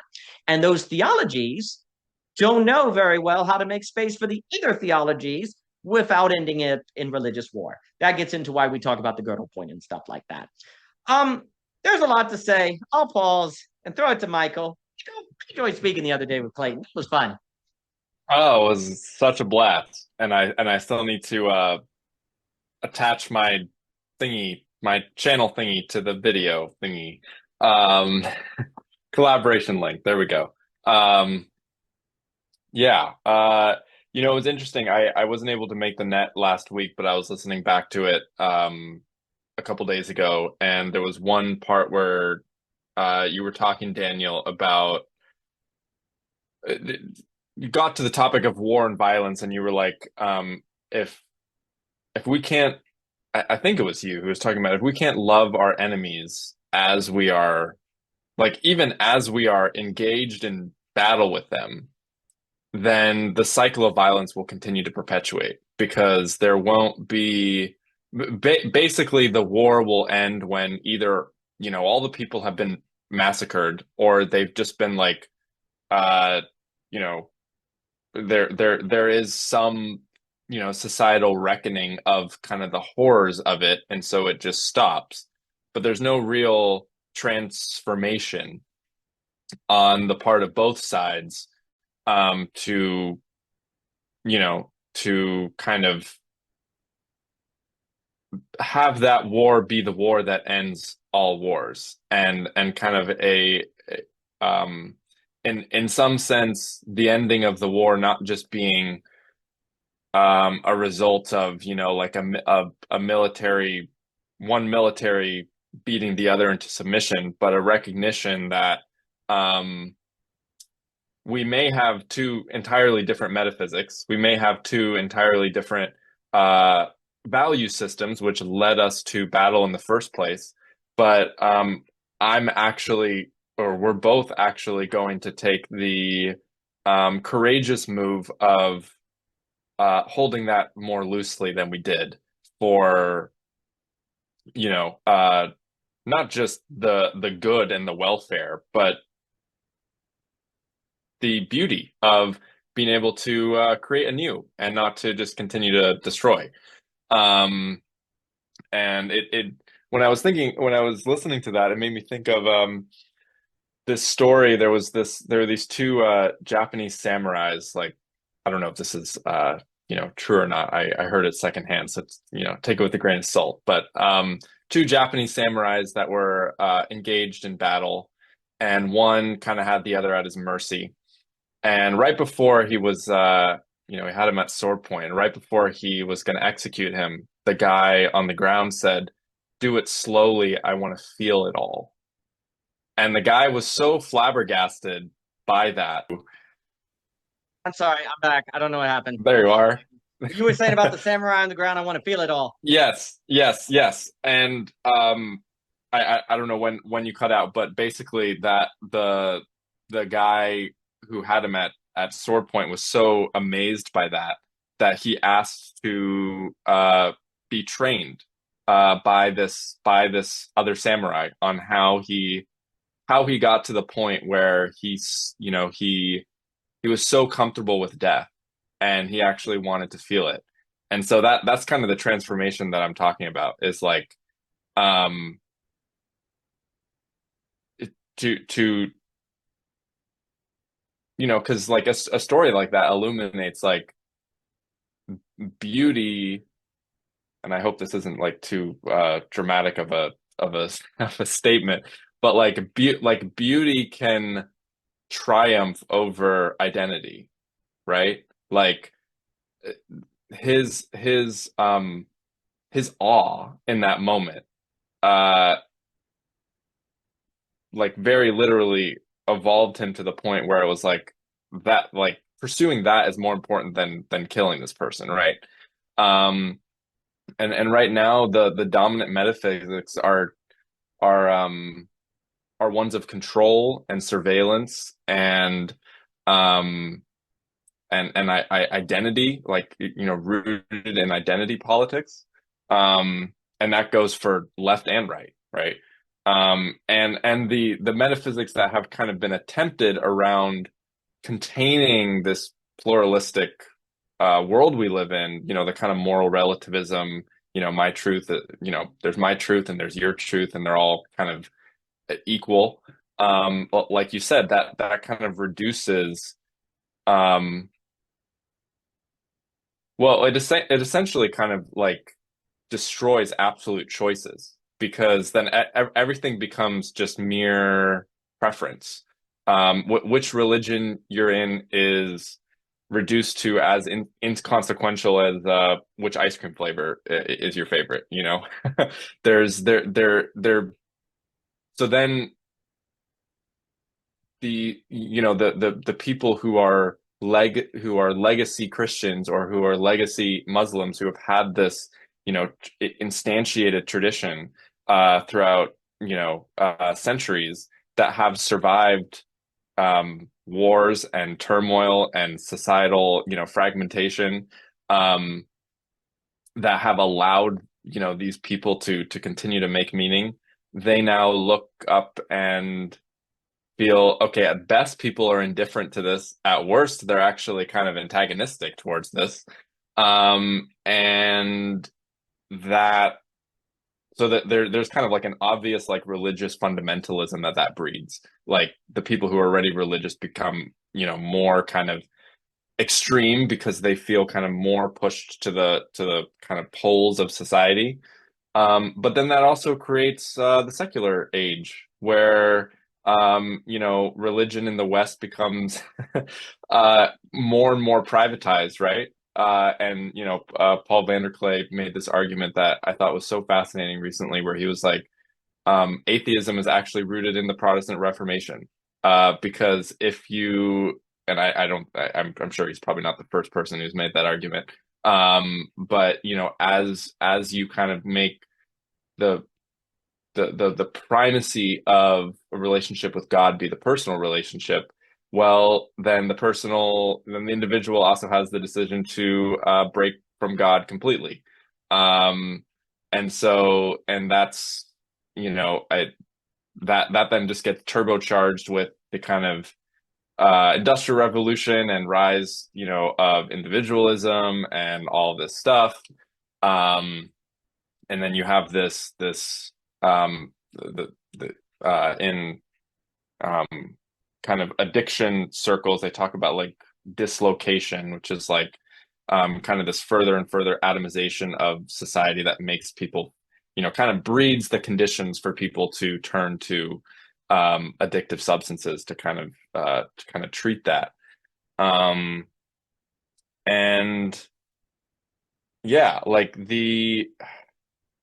it's tricky, because we're at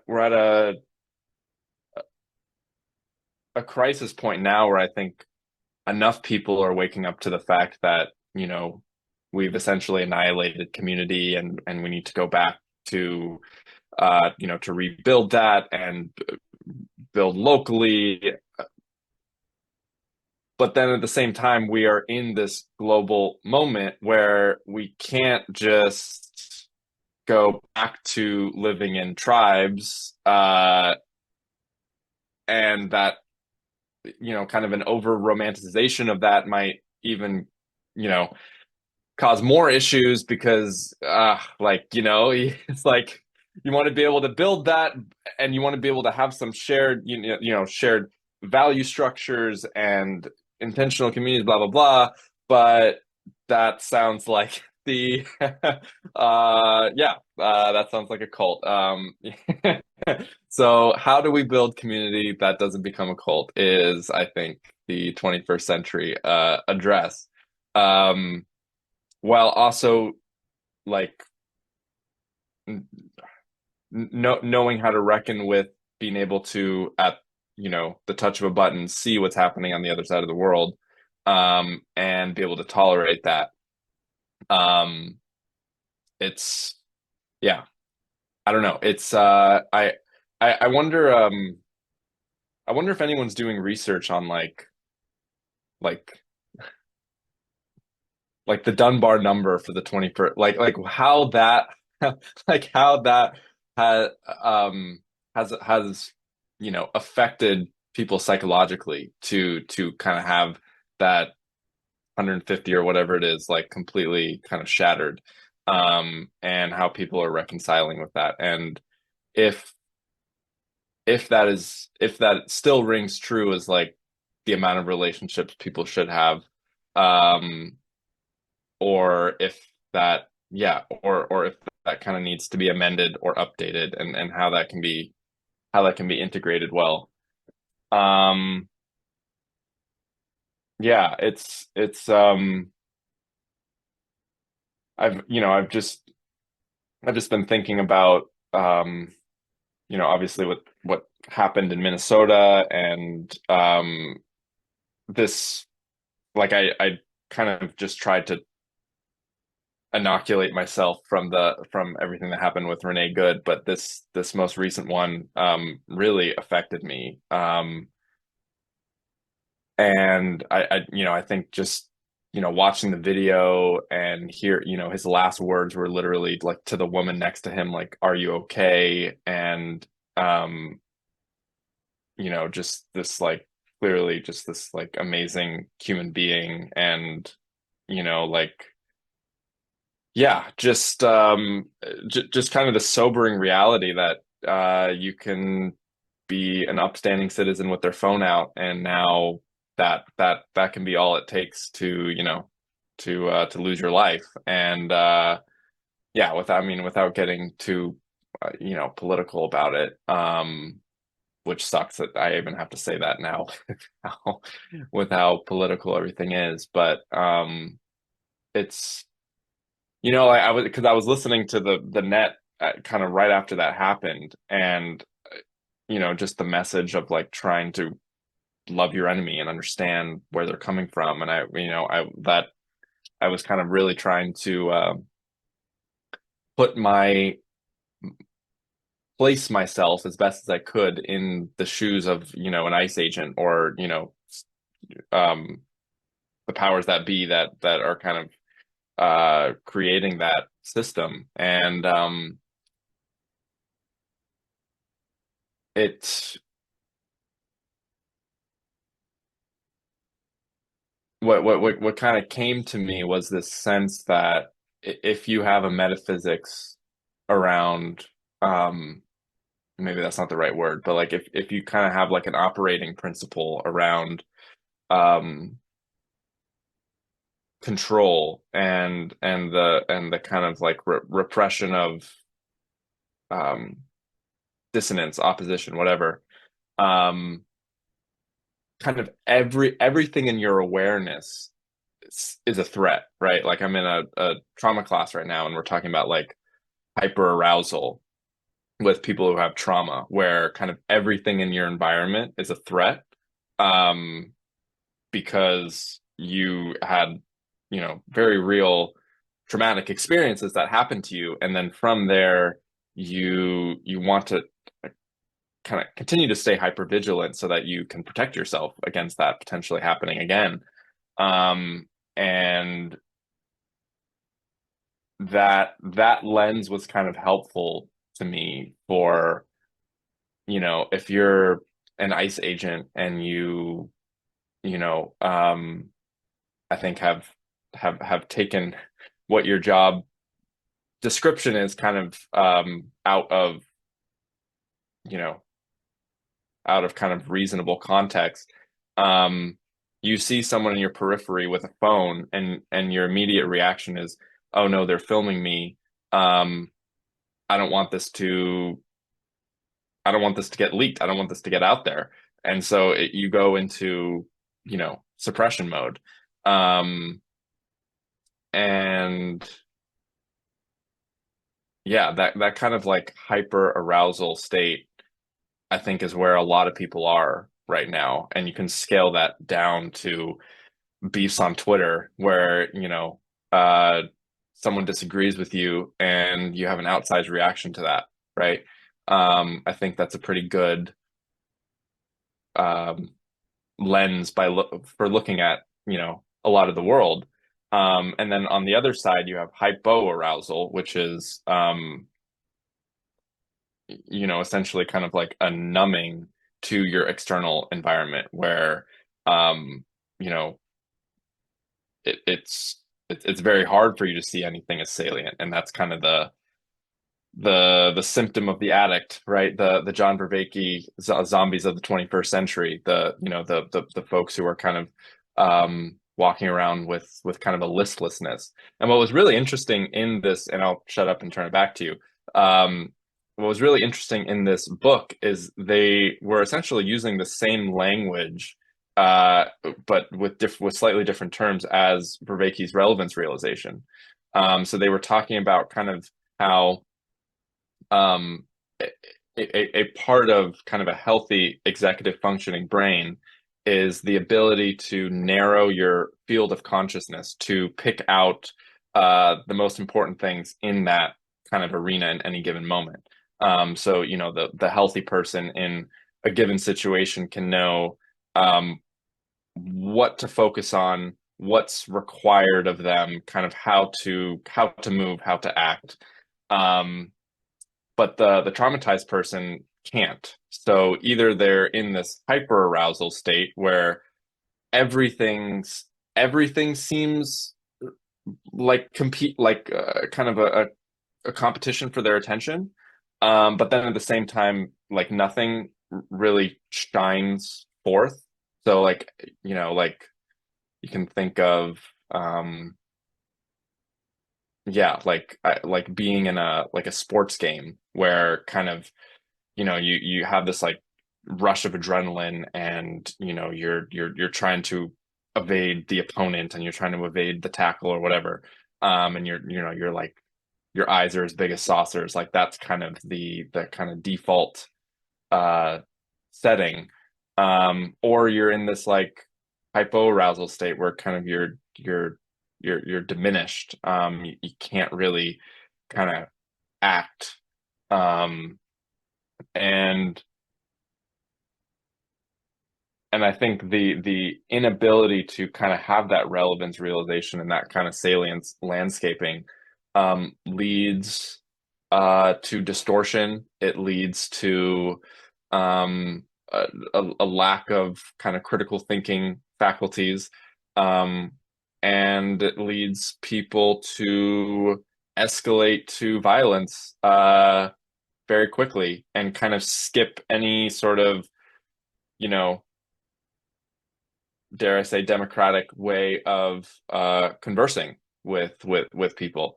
And it obviously leads to emotional reactivity, instead of, we talk about like creating that space between reaction and response, to be able to kind of accurately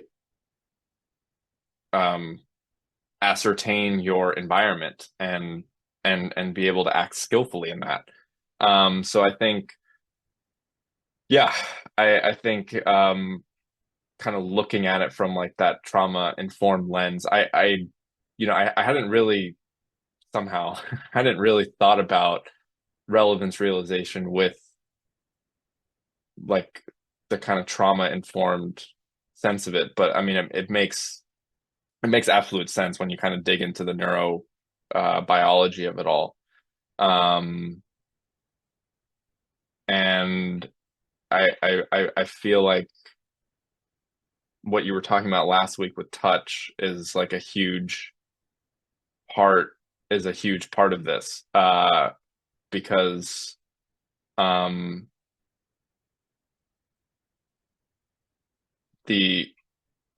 what Dimitri was saying was like, I don't, like the European identity not really being able to kind of come together, if not in war. It's like, if you have a bunch of young men who are, pushed to the fringes of society, and they're the hikikomoris, and they're the only way they're gonna touch is possibly through war.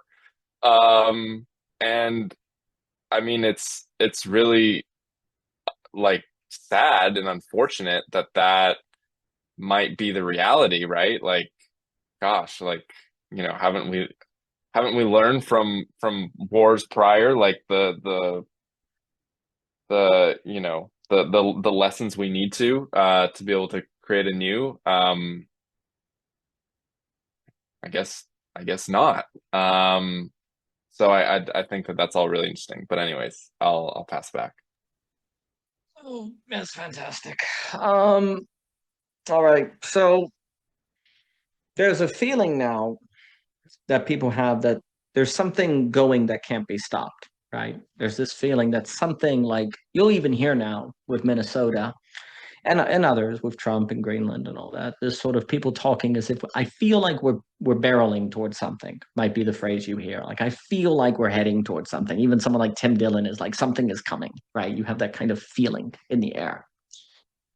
So there's this sense that something is moving that can't stop, right? Now, what's very interesting is, on a smooth surface, if something starts to roll, it's very hard to stop, right? Like, if you need to stop something, you actually don't want the surface to be smooth. You want it to be textured. That's going to increase the chance that the ball will stop moving. So philosophical consciousness smooths out difference to free people. But in smoothing out difference to liberate, it also removes the possibility of stopping something from moving once it gets going. And that's autonomous rationality. Like, autonomous rationality, which is necessarily motivated by the good, can't stop itself from being motivated by the good, unless it were to, in the terrain per se, encounter a difference that slowed it down, right? Well, basically, the whole dream of liberalism is it's a mechanism of freedom that de-emphasizes difference to free people from their difference, but in so doing removes the texture from modern life to stop things that need to be stopped if they get moving. Now, if rationality equals good, then we don't want to stop rationality, do we? We want smooth surfaces. If the true is the rational, if the rational is progress, then smoothness is great, because all difference could do, all texture could do, is slow down the realization of the best of all possible worlds, right? Well, very problematically, rational is not necessarily best. Rational is simply a direction. That's all. It could be a direction in a good way. It could be a direction in a bad way. And also, to determine if it is good or bad, you would need difference, right? But the whole idea of philosophical consciousness is to remove difference. So what David Hume is pointing at, and I do think this marks liberalism, is the idea that we're going to bind people together beyond their difference. Like, it's not going to be Jew or Gentile. And this is Christianity. Christianity and liberalism are tied together. There will be neither Jew nor Gentile, white or black, man or woman. They're all the same in Christ. That is a philosophical assertion, is that the Holy Spirit can unify everyone together. And it is not by chance that not that David Hume says that, but it's not by chance that the birth of the philosophical identity really takes off in Europe, because you have the seeds of there actually being an identity that is not reducible to blood, land, heritage, or so on, right? this is a real freedom because, and this cannot be stressed. And this is why Hegel says that basically we have to think of the unfolding of history as the unveiling of contradiction. Everything, freedom entails a contradiction. What frees us is also what smooths everything out and sets us up to be unable to stop something once it gets going. Freedom smooths difference, freeing up from difference, but in so doing is unable to slow down something we want to slow down. The technological essence of Heidegger, Nick Land, these political tensions that are boiling and we don't know where they're going to stop and we don't know how to stop them. There's this smoothness now that we can't stop. So philosophical consciousness smooths everything down, which means if something gets rolling, we can't stop it. You need difference to stop it, but difference doesn't exist. But the removal of difference creates freedom. That freedom, so someone like Dr. Vaughan or Chris Cutrone is going to say that that philosophical identity marks the American project. The American project is marked by a philosophical identity, which is really unique. And people like, even Karl Marx, but many Marxists note that this is freedom. That's a real movement of freedom. I would also argue that this philosophical consciousness also makes possible the great enrichment in the Dutch Empire. Because what you're doing is saying every work has dignity and people should be free to work, okay? And there's neither rich nor poor, middle or low, gentleman or worker. Everyone has dignity in their work. Well, when you do that, which is a philosophical idea of value change, then the average person tinkers and you create invention and you have the explosion of invention that starts in the Dutch Empire. So philosophical consciousness frees people from their differences and simultaneously happens to unlock the great enrichment. And this is why seemingly capitalism and freedom of the individual go together, but actually they occur in a sense separately, but they're linked together by philosophical consciousness. So actually the essential thing is philosophical consciousness, not markets. This is important. David Hume did not argue that people being set free created wealth. He argued that actually people created wealth and then all the feudal lords bankrupted themselves on buying goods and trinkets they didn't need, and then people were free. Whoa, I thought freedom created markets. No, that's not what Adam Smith argues. Actually, where markets come from is a bit mysterious.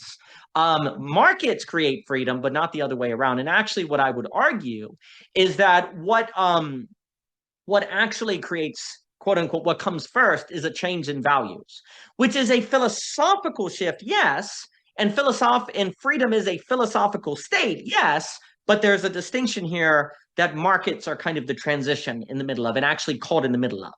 But really the first thing is the spread of philosophical consciousness and like the idea of freedom, the idea of justice and not defining people. So then capitalism kind of grows. And then once we get to kind of the 18th century, following, sociologists who place it, basically now we have the idea of society as a thing because markets have global connected the world.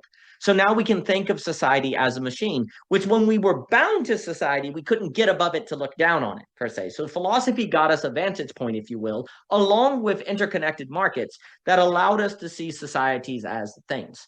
And then we began to go, well, then we could engineer them. We could master them. We could create the perfect system, like a Comte or some of the St. Simon or some of the earliest sociologists, right? And so then also critically, the idea, and now I'm going to jump ahead a bit because this is where we're in the middle of, and then I'll give it back to you, is basically engineering society in the correct direction would have to be by smoothing it more, because the whole way you got here was smoothing in distinction from difference, binding the whole world together, de-emphasizing difference. It's not that you ever totally, of course, get rid of difference, but you de-emphasize difference and suggest that there is an essential core that makes the difference accidental, right? Well, if that's the logic that got you to this place, well, then you're just going to continue that through capital markets, wars, political revolution. All movement is a continual sort of removal of difference. But what ultimately that does is put you into a situation where now if you're in a place where, like Tim Dillon and everyone says with Minnesota, that it feels like the world is barreling towards something it cannot stop. Well, all the difference has been smoothed. So you can't stop anything, right? And that's where we're currently at. Now, the reason why I think the topic of touch is so interesting is because reality is textured. Like there's no smoothness in reality, actually. Like smoothness, and there are many Mandelbrot and different people will talk about this. Like smoothness is something humans create that actually leads to scaling pathologies because smooth things don't have natural scale limits, whereas textured things create natural scale limits and blah blah blah in the very important book Scale. So basically, when I touch something, I make it real, which means I create a way to slow down. And you see, the reason what's so interesting to think about love your enemy as touch your enemy, ergo make your enemy real, not make your enemy your friend. That's something we emphasize. It's not like make your enemy your friend. It's when you go to fight your enemy, make sure they're not an abstraction. Make sure they're real. Make sure they have texture, right? You may still kill them, but you kill a real person. And that's going to create slow down. It will slow you down. And if we don't slow down, you're just going to keep barreling ahead. The problem now, drone warfare is a major problem. Because if making your enemy real is the only way to stop the accelerating on the smoothness, because once your enemy is made real, there's texture and it will slow down your hate. Again, you may still kill your enemy, but you slow down the hate so that the cycle time, you may still stand against ICE, you may still stand against X, Y, and Z, but there's a slowing down of the activity that is humanization. So the issue we have now, so this is the great contradiction, and I'll give it to Michael and then Mr. Luber here. We have increased freedom in the world by a process of smoothing out difference that has now brought us to a place where upon that smooth surface, we find ourselves unable to stop a logic that as it rolls, picks up speed and we can't slow it down. To slow it, and that's leading us to total war and all the horrors that could come of that, and violence and civil war and so on. The only way to stop that is to regain difference. But you can't regain difference in texture by willing it, because the only thing that creates reality, and difference is real, there are no two things in reality that are actually the same, only similar. Reality is different. So the question is, how do you create reality again? Well, for Aristotle, it's clear. Touch. You have to touch. We need to get back to touching. We need to get back to making the things around us real. And if warfare becomes digital, there will be no way to stop the cycles of hate, because you won't have any humanizing process that will be part of the violence. And so there will be nothing in the violence to stop the cycle of violence. And really, when we say cycle of violence, I sometimes think a better language is the smoothness of violence. When it becomes this terrain that momentum can't stop on, right? It just keeps going and going and going. If we create a world where violence is smooth, then we certainly will not be able to stop its totalization. And that's why I think I'm more and more thinking about love your enemy as touch your enemy, make them real as you fight them, or else the smoothness will carry us away. But let me pause and give it back to you, Michael, and then Mr. Luber. Michael. Yeah, I agree. The smoothness of violence is a great line. Yeah, it makes me think of a lot. I've just been, I think in the context of whenever we talk about war and violence, I think about just the revolutions that I've learned about, and I've now jumped from the French Revolution to the Iranian Revolution. I'm listening to a podcast, the Rest of History folks. They're just putting out a series on that, and kind of the first time I've really taken a deep dive into that. And I actually just saw Vanderklay just made a video about the Iranian Revolution and how relevant it is to the current moment. Obviously with what's happening in Iran right now, but I think just kind of more globally as well. And it's really evident that revolutions are sparked when there is a critical mass of people that have this kind of developing philosophical address or consciousness that differs with the states, to a point where it feels, irreconcilable. And in Iran, it was kind of the kind of Western influenced, kind of progressive pro democratic, kind of repeal of the Shah. But then, the great irony is I have one of my best friends is Iranian, and he says, for a lot of Iranians, actually their quality of life, like the average Iranian's quality of life was actually better under the Shah than it was with the Ayatollah. And so, that points to like, okay, like there's kind of this image that the figurehead holds because of, kind of the, like religious conservatism and the kind of like the moniker of a theocracy and what that means. But actually, if you like dig into it, like he was, like very progressive with like what women could wear and, like voting rights and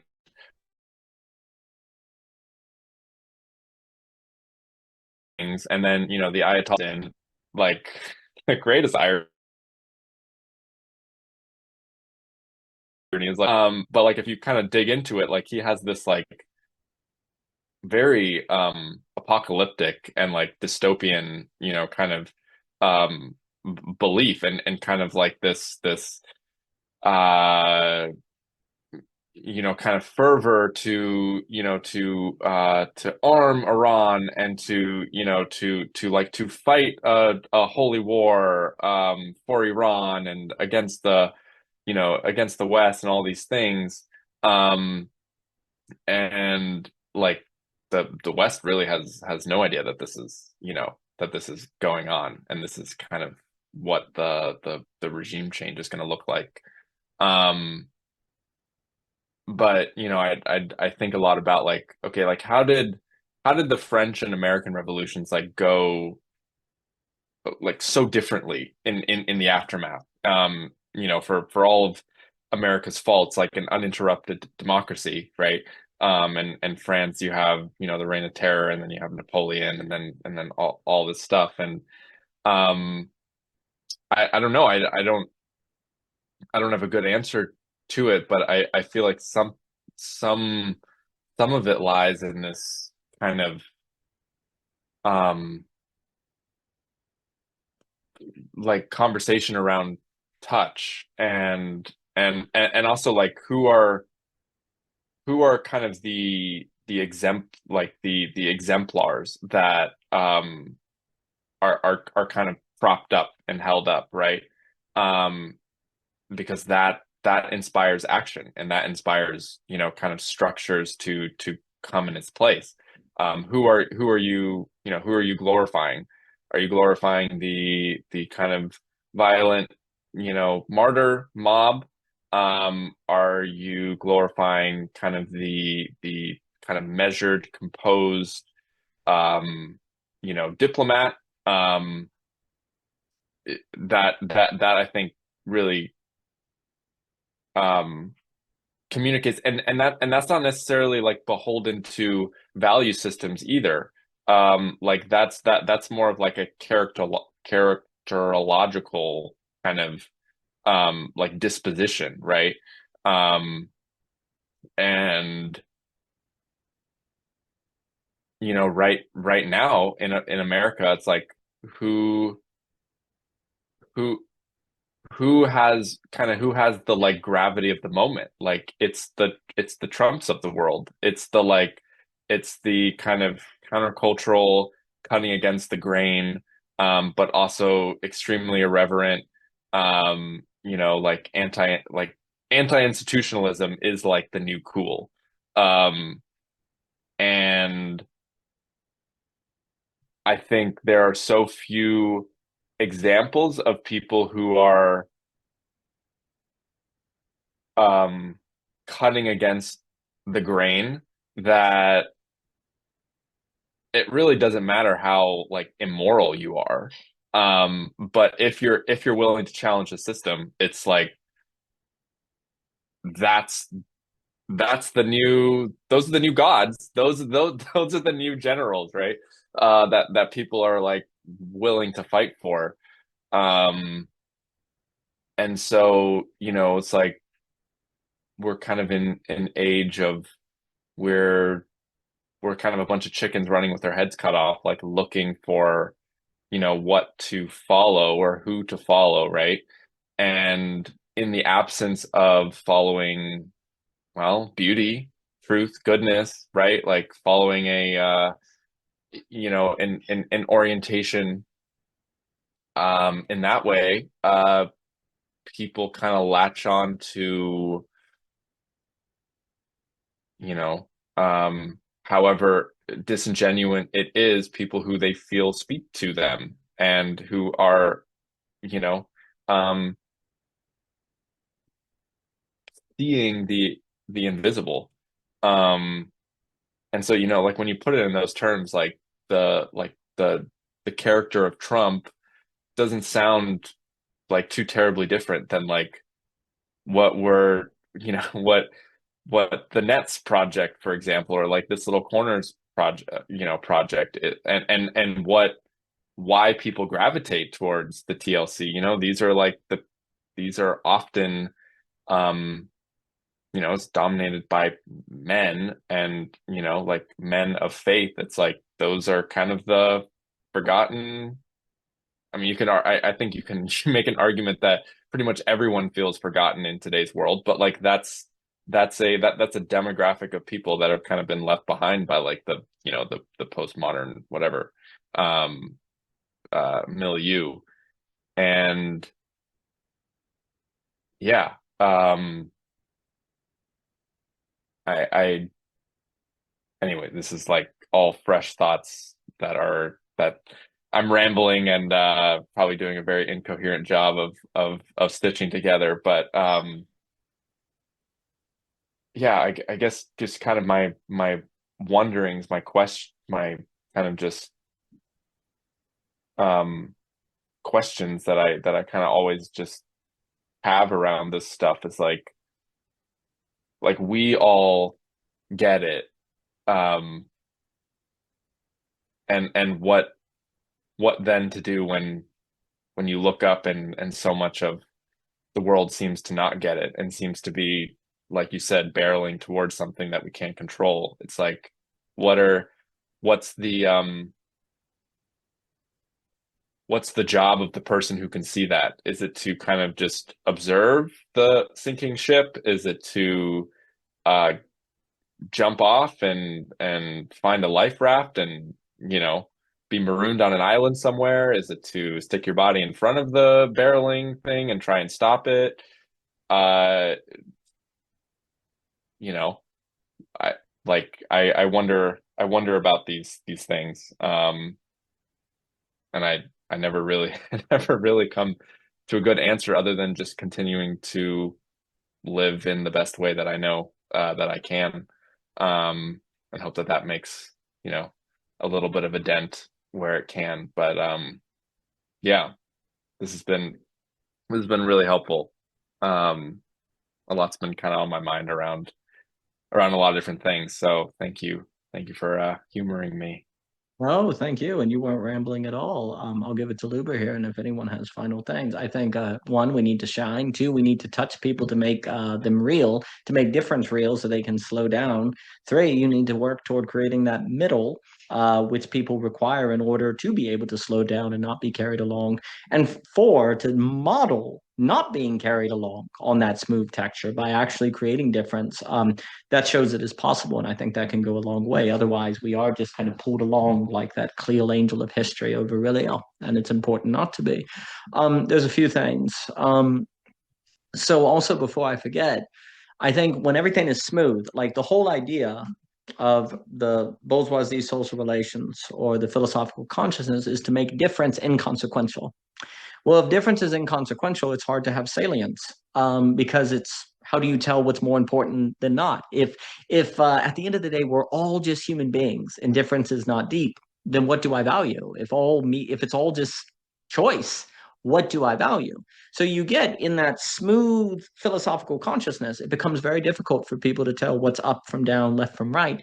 And they're either going to be like, what do I pay attention to? And they get anxiety because you can't tell, because it's hard to know what to value, or you numb yourself to valuing anything, because those you either become a zombie or you become anxious, right? And so like in that smooth philosophical consciousness, then the loss of relevance realization or anxiety or confusion become what occurs, right? And that's really the great problem of philosophical consciousness without philosophical discernment. Because what we have is philosophical consciousness without philosophical discernment. And ultimately, what's also being suggested is if it's okay if we're all equal below beauty, but if we're all equal in the good, then we become very confused. And that's the problem. Like we need beauty now because we're all equal in the good. Well, no, we're not. We have different conceptions of the good, but we could be all equal in the beautiful. And you see, if you have smoothness but beauty, then that creates the curvature. You see, like beauty pulls the smoothness up, and now you have motion without being carried along to the apocalypse, right? So you need that beauty to actually it's a really big deal. So we have philosophical consciousness, and then I'll give it to Mr. Luber here, without philosophical discernment. And as a result, we're just getting pulled along. And philosophical discernment is tied to nous, it's tied to apprehension, and it's tied to the non-rational. If we can't discern the non-rational, then we're just pulled along. And we do become a kind of art. We as human beings become a kind of program that can't stop itself like an artificial intelligence from processing where we're going. We can't slow down the processing without difference. The middle, I should also know in the juvenile sense, is where we feel real. That's where we find touch. And if we don't have the middle, we can't have touch. We can't find reality. We can make real our immediacy, but the problem is our immediacy probably is just our confirmation bias or people like us. And also without the middle, if in my immediacy is difference, without the middle, I can't be trained to know how to handle the difference. So I make real something I can't compute, and that overwhelms me. Pluralism has created a world where people are encountering others and making the other real without the training of how to make the other intelligible. So that you've made an unintelligible reality. So that overwhelms people, right? And so people, because they can't handle that. So that's a major problem. So without the middle, people don't have any way to get trained. So ultimately what has happened is that the upper doesn't want to bring back the middle because then it would lose its power. So instead it says, well, ultimately we're all the same. So don't worry about it. And of course, people don't like it if you say their story isn't real. Also, what you're alluding to with Trump, the net, et cetera. Yeah, people are going to get their belonging. They're going to get their belonging, all right. And if we don't figure out how to give them belonging again in a new way, they're going to get in the old way. And that's why we're in trouble. And for me, that's why belonging becomes such an emphasis, is because basically all of this trouble we see is you can't take belonging from people. They're going to get it. And the problem is here's the great contradiction. We can only get belonging in difference, but difference removes freedom. So what now? Unless difference can be unified under beauty. Also, I would note, I do think a way to perhaps think the difference between the American and the French Revolution, although this would have to be justified, the American Revolution did not get rid of the middle. There was heavy civic involvement. There were churches. The French Revolution was against everything. Like the middle was holding us back. It was extremely Rousseauian. Well, you do that, you're doomed. And most revolutions fail because they've not been able to revolt against power without destroying all power. They haven't been able to revolt against power that oppresses while keeping the middle, right? So typically revolutions remove all restraint on the individual, right? Very difficult. Or it removes all otherness. So there's two mistakes. The revolution removes all otherness, therefore pluralism, or it removes all constraint on the individual. Both of those lead to problems, pathologies, oppression, or psychological difficulty. The wild thing about a successful revolution is it tends to maintain the middle, and it also maintains difference. And that's pretty wild. And of course, the American experiment has been quite famous for, not always perfectly, of course, having radical religious Protestant diversity and immigrants coming over, et cetera. Now, of course, it was mistreatment and so on and so forth. But the civic institutions and the property rights and so on were present for that difference to come in. Now, you could say to the point that it overwhelmed the system, that's fine. But the main idea is that a key feature between failed and successful revolutions is, does it take out the middle as well? And basically, the revolution of capitalism has freed us from our national bloodlines and so on and so forth. But capitalism, as a successful revolution that has increased freedom, has now gotten to the place where it's not able to not remove the middle that we actually need for belonging. So the question is, how do you get belonging now without that reversion, with the advances of philosophical consciousness, and it will be tied to beauty? I do have more, but I'm going to pause and give it to Mr. Luber here. Mr. Luber, thank you for coming. It's good to see you, sir. I really have to pee, and if I go in this building, I'm like scared I'm gonna lose reception. So I'm just pacing outside of this building right now, just like holding it in like Oh my you gosh. wouldn't believe. It's worth it though. It's so worth it. I just wanted to give some context. No, it's okay, so I want to focus on what you were saying, Daniel. I mean, it just has to do with everything you talk about. Just I like that historical account of how things changed in terms of our perspective within society. So, like, basically, like, couple notes. One is, okay, now we're looking down at it, where we looking down at society where it's a machine. Really interesting point. So basically the suggestion is we have to learn to forget. We have to learn to forget, essentially. And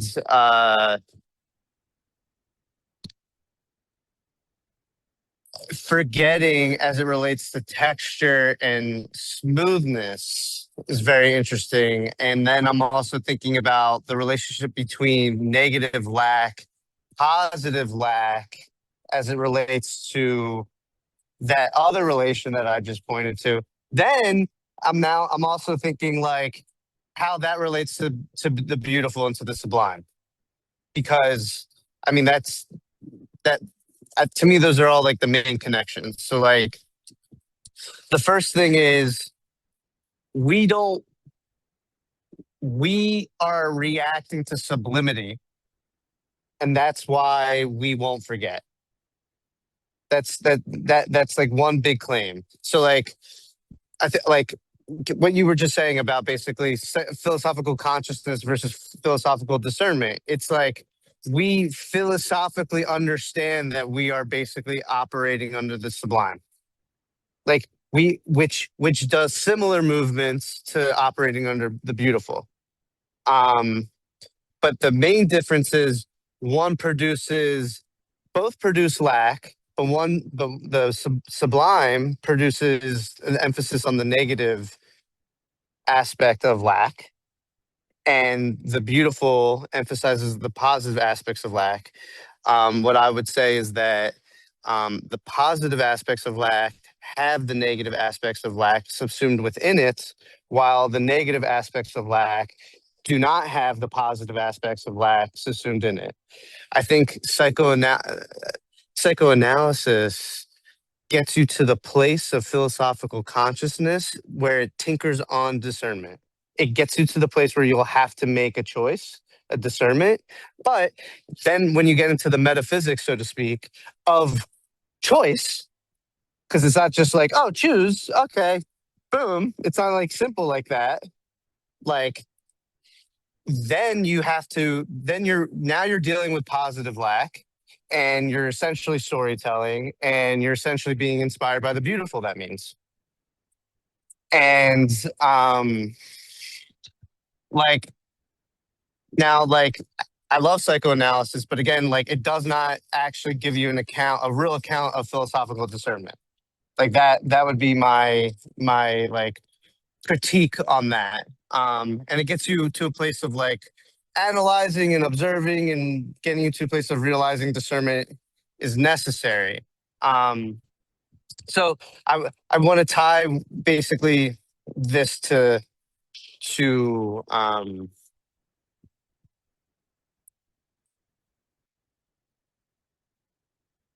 smoothness and texture.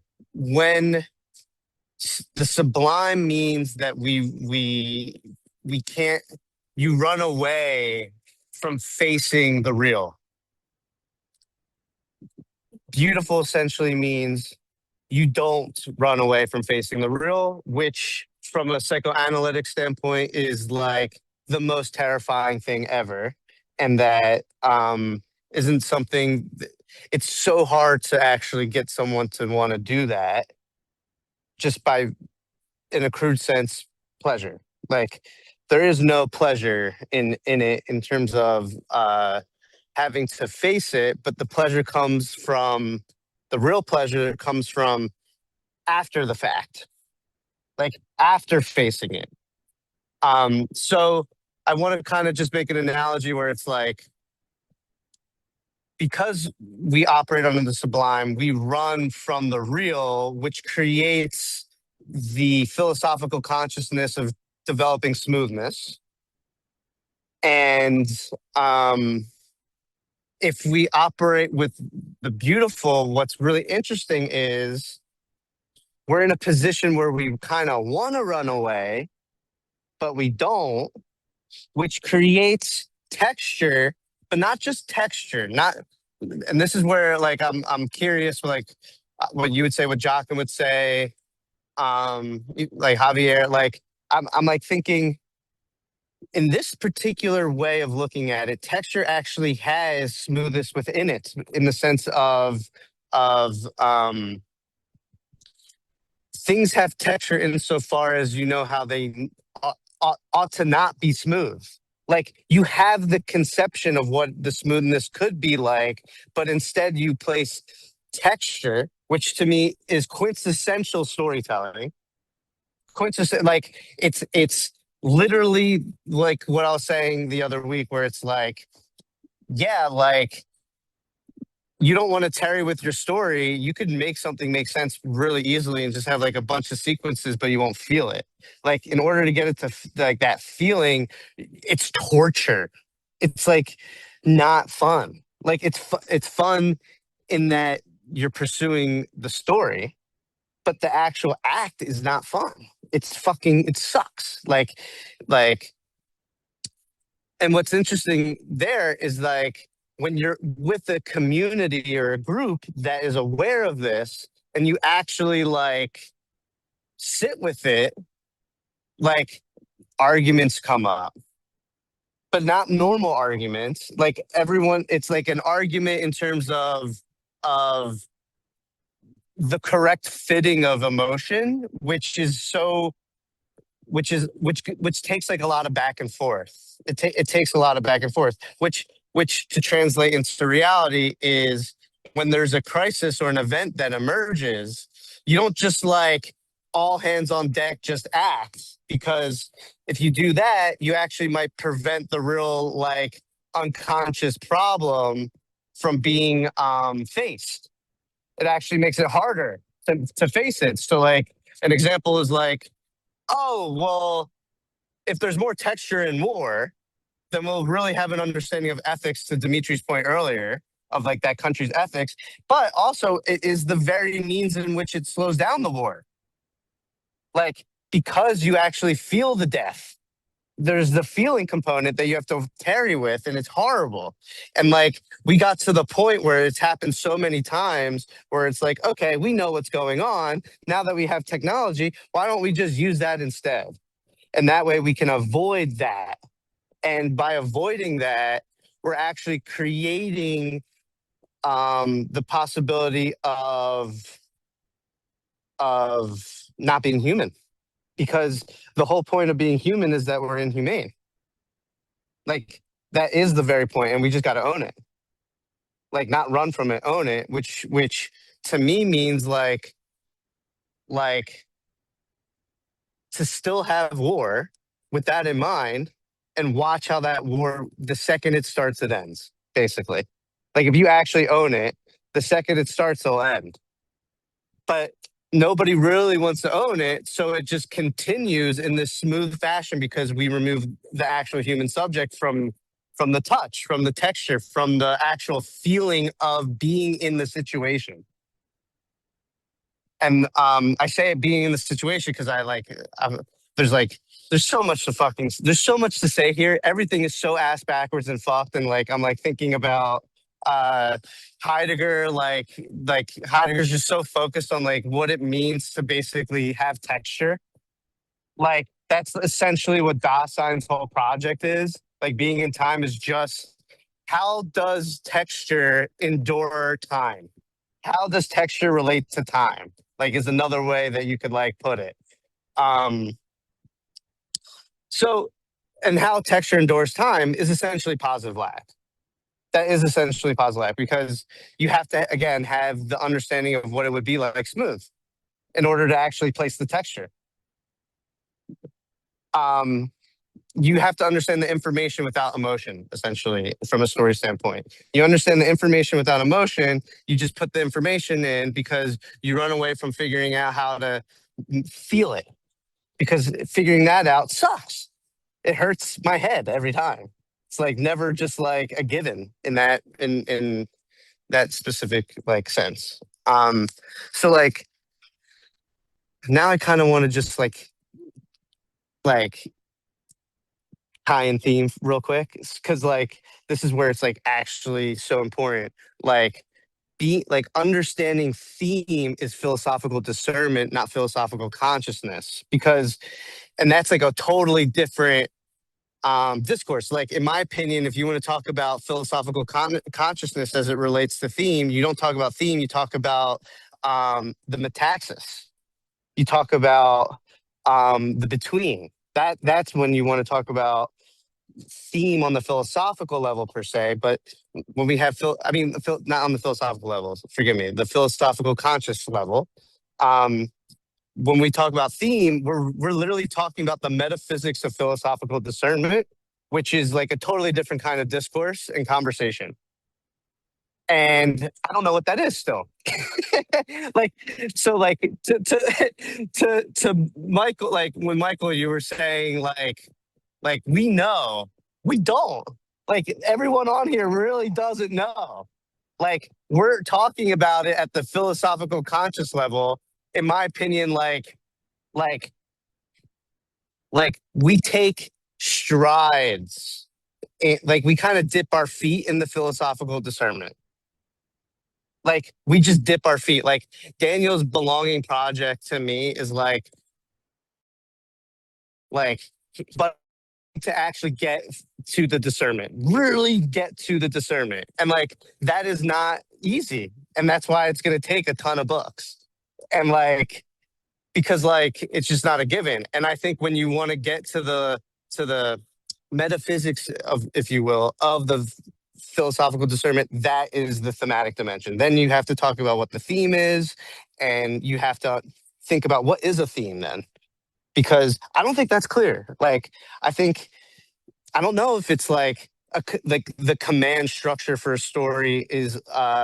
I think there's a command structure that's isomorphic to reality, but I wonder if the structure itself is isomorphic. Like maybe it's not a sentence where it has like that subject predicate. Like I don't know. Like I have all these like open-ended questions in my mind about it. But yeah, I kind of just wanted to like tie in my project with like where I see everything and how um positive lack psychoanalysis, beauty, all this stuff. I just wanted to tie it in because I've just been thinking about it a lot. And I think the texture smoothness really like gives a good analogy of like the discernment issue. But yeah, I'll pass it back. All of that was perfect. Basically, that is the problem of a classical liberalism that does not fall back into a libertarianism or dissolve into a new technocrat. You have to be able to articulate the theme and what it is doing, and you have to be able to achieve philosophical discernment. So there was a lot there you said that was extremely important. Also, too, I do think ultimately the theme has a command structure, because I do think the theme is in the experience of beauty, which is you must change your life. You must be virtuous. You must experience more of this. You must actually change your practice in light of this possibility that has struck you. So the beauty and the theme are not the same, but in the strike of beauty, there is a thematic command, because yes, it does mean you, once you experience, and that means it's ethical, but here's the key. It's an ethic that you want. You want to change under it. Like it gives you a sublated ethic that is not reducible to an ethical dogma, but a full body experience that is going to change your conditionality and conditioning in the world. And thus this is the key. The classical liberalism needs a limit. It needs a limit on rationality. The smoothness needs a limit so that it doesn't keep going and being unable to stop it, okay? So philosophy in many respects has been a giant debate about limit. Like, what is limitation? It's all about limit. Like, is the human realized in the removal of limit, in the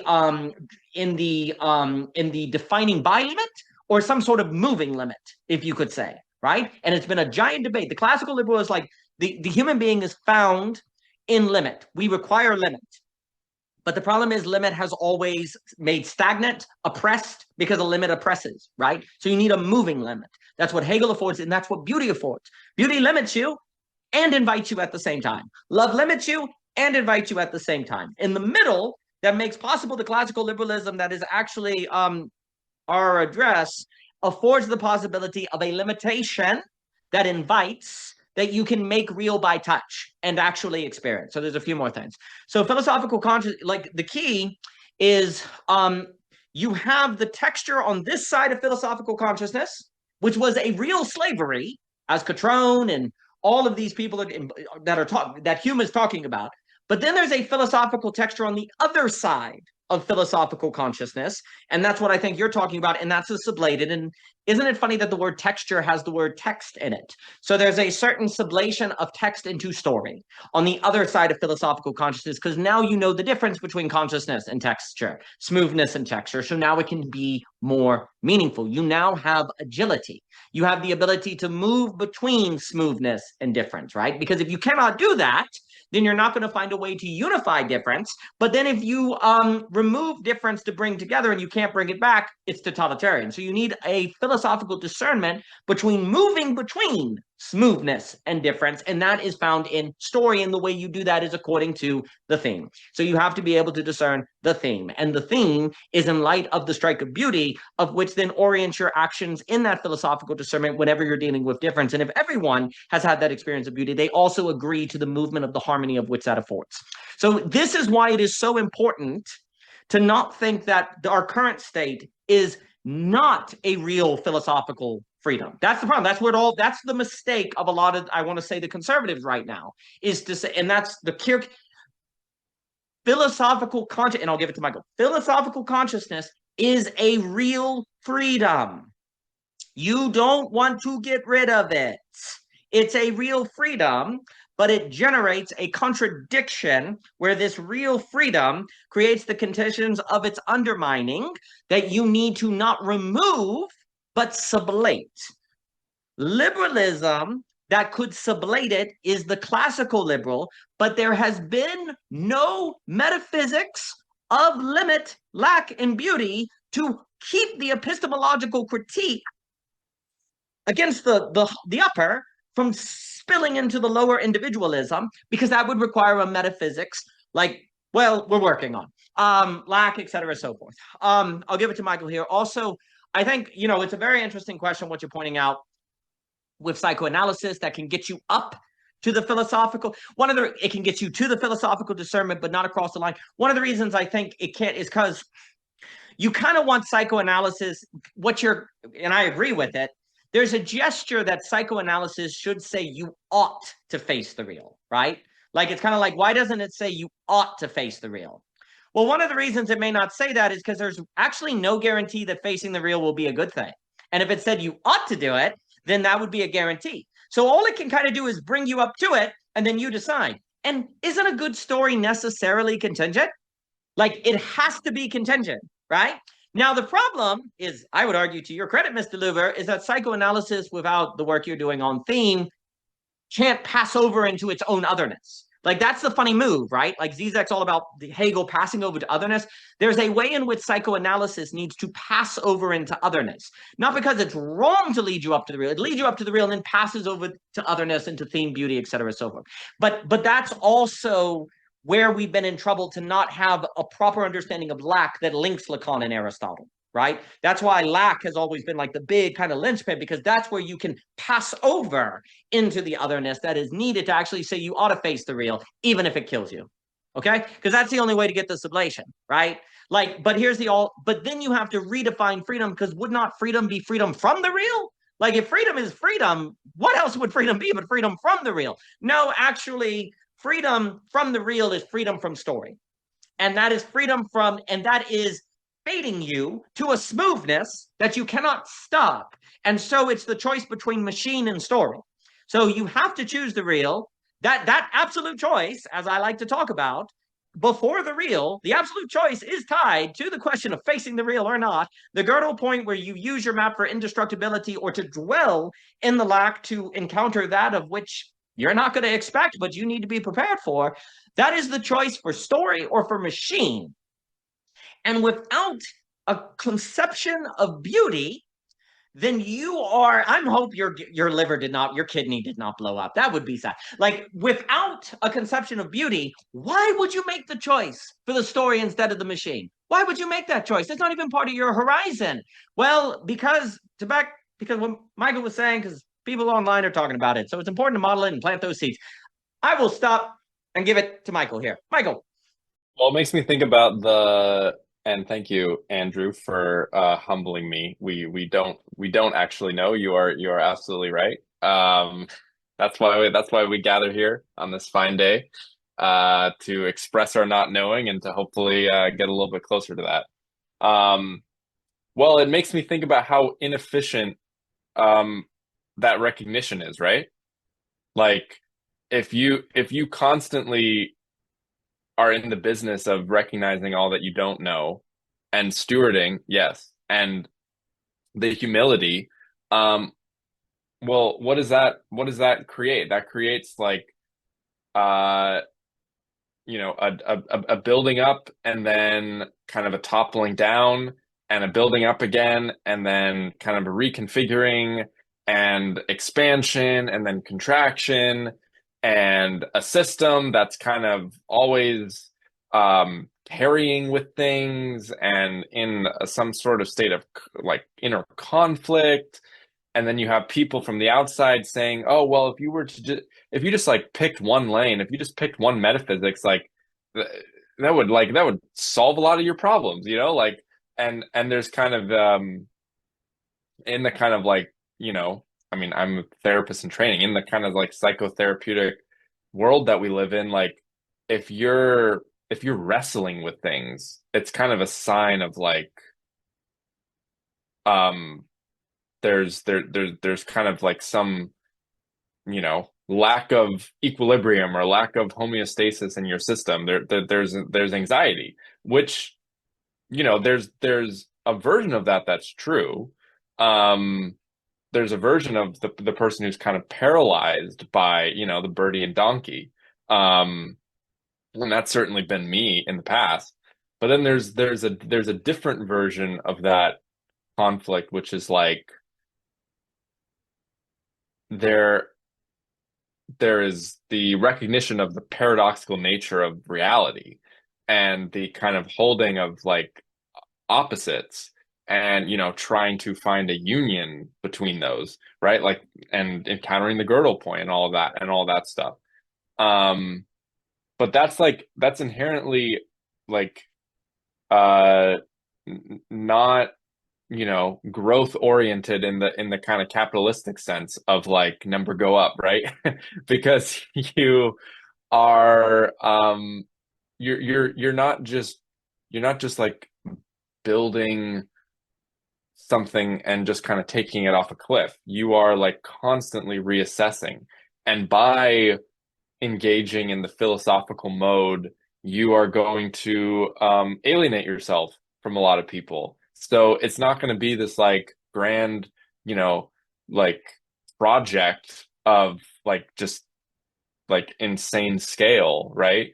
And so it's a very hard thing to pitch to most people who are like, well, that doesn't sound efficient, right? Like if if I want to like be philosophical, then I'm gonna have to read all these books. How am I gonna find how am I gonna find the time to do that? Like these conversations that aren't monetizable, that like uh lead to just like this depletion of energy. Like I'm exhausted the next day. Like I don't want to go to work. Like like I might be depressed or anxious like afterwards. Like why would I do that?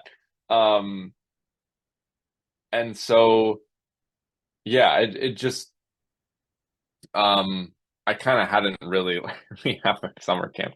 Um yeah, in like a little boot camp. Start them young. Um they can they can flip tires and swing on swings and then talk about Lacan.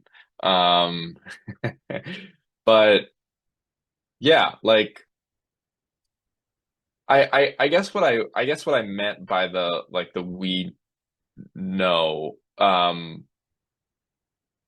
to kind of like dwell on that for a second is like it's not that we it's not that like we know or it's not even that we know that we don't know. I mean that's part of it, but it's like we have a knowing of the value of the like this mode of being, right? Like at least we all have come to realize that the philosophical love of wisdom has like incalculable value.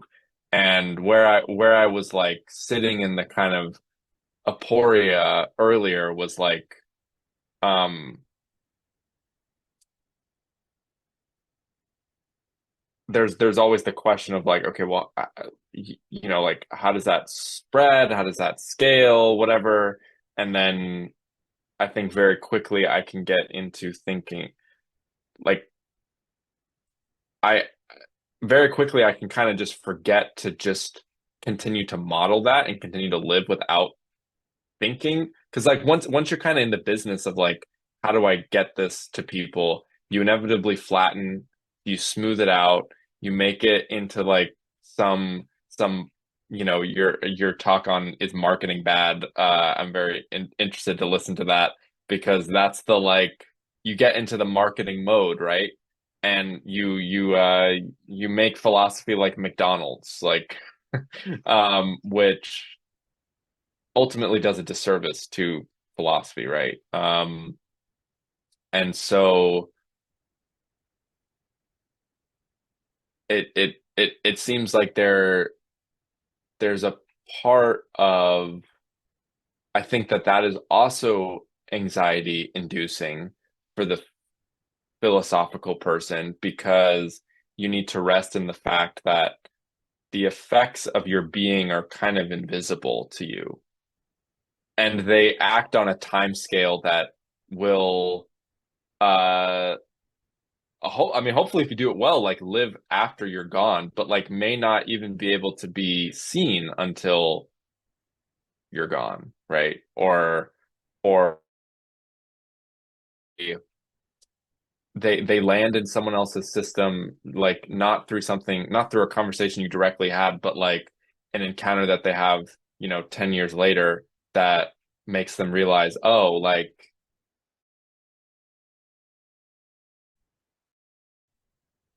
who he was and who his being was is actually now like has opened up to me in a new way.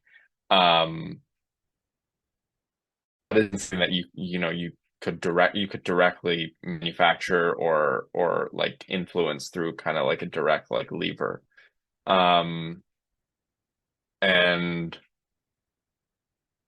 yeah, there's like a woo kind of like the woo way, thing of like the like they talk about like the active inactivity, or non-doing, or like the doing of non-doing, and like the not where there's this kind of flow of energy that you you have the responsibility to be alert to, but it's kind of like, it's kind of like Avatar: The Last Airbender, like the benders, where it's like you're like working with the elements, but then the elements become something larger than what you know control, and then have like a force of their own kind of thing. And in a world where we want to feel like, like the Protestant work ethic thing of like you want to feel like totally responsible for your success, and that kind of sense of something existing like kind of beyond your sphere of influence is kind of very anxiety inducing for all of us. It's yeah, it's not a it's I mean, I know you talk about efficient, I think, in a different way than like the and I don't have that um good of a grasp on your, kind of conception of efficient, but like just kind of in the like crude sense of like economical efficiency, and like, time energy efficiency. Um it's not an efficient way to live.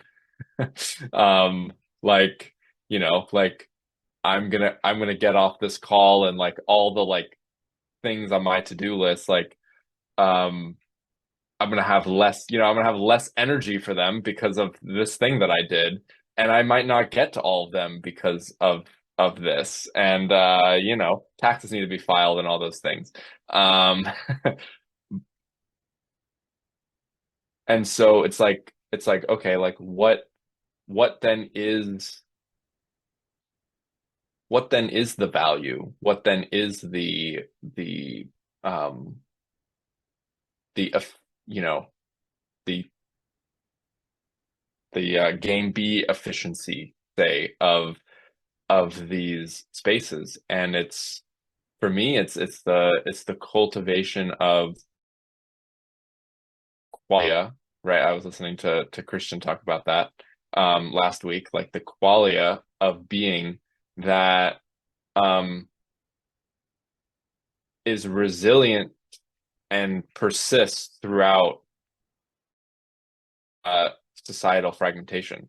Right? Like it's we're we're a mode of being that can withstand um everything that we've talked about in this conversation. Um and can actually be at the front lines of that, and be able to withstand it, and address it, and hopefully be a part of the kind of restitching and rebuilding of spaces. And so, from that standpoint, it's like, what else would you rather do with your time? As the world is on the brink of barreling towards something, right? Like, yeah, I'll pass it back. No, very well said. And I've greatly enjoyed this evening. I do dislike the weather messes up the internet a bit, so forgive me. But I heard everything you were saying. I think quality. So there's a funny way too, where yeah, philosophy is really inefficient. But funny enough, if part of the problem is this rationality that's barreling towards something can't stop, that inefficiency actually is a kind of grace, right? Because it's slowing things down, right? Like these conversations where you don't get every word. There's these different books. There's a way in which that's slowing down the barreling, right? Because there's constantly this feeling of urgency. Really, you need to do something, you need to do something, you need to do something.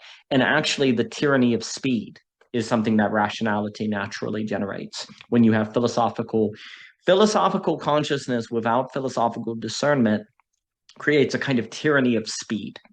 And honestly, there's a weird way in which philosophy is about slowing down rationality. We've too much identified philosophy as being about rationality, but it has this character of actually slowing it down, which then creates the temptation of deconstructing rationality or deconstructing things, but that's going too far. You need to slow it down and honor it in the right way, because it's actually better when it slows down. Like rationality not pulled along. There's a way in which rationality, when it's pulled along by smoothness, isn't even rationality. It's just a mechanic. It's just a mechanic operation, right? But when it slows down, then it becomes reason.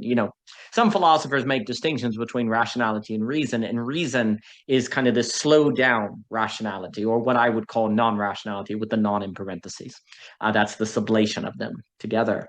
Yeah, and what you're saying also, that efficiency, a world of efficiency without first principles is going to be like the good. Like what ends up happening if we have a world that is unified by the good, but there is no first principles, the good is efficiency. Like efficiency equals good without first principles. Like that's how it increases efficiency, it increases output. So that is the good if you can't state first principles. As people have lost faith in the market, they still only have the good, not the beautiful, and now they need a good with first principles, so they're reasserting first principles.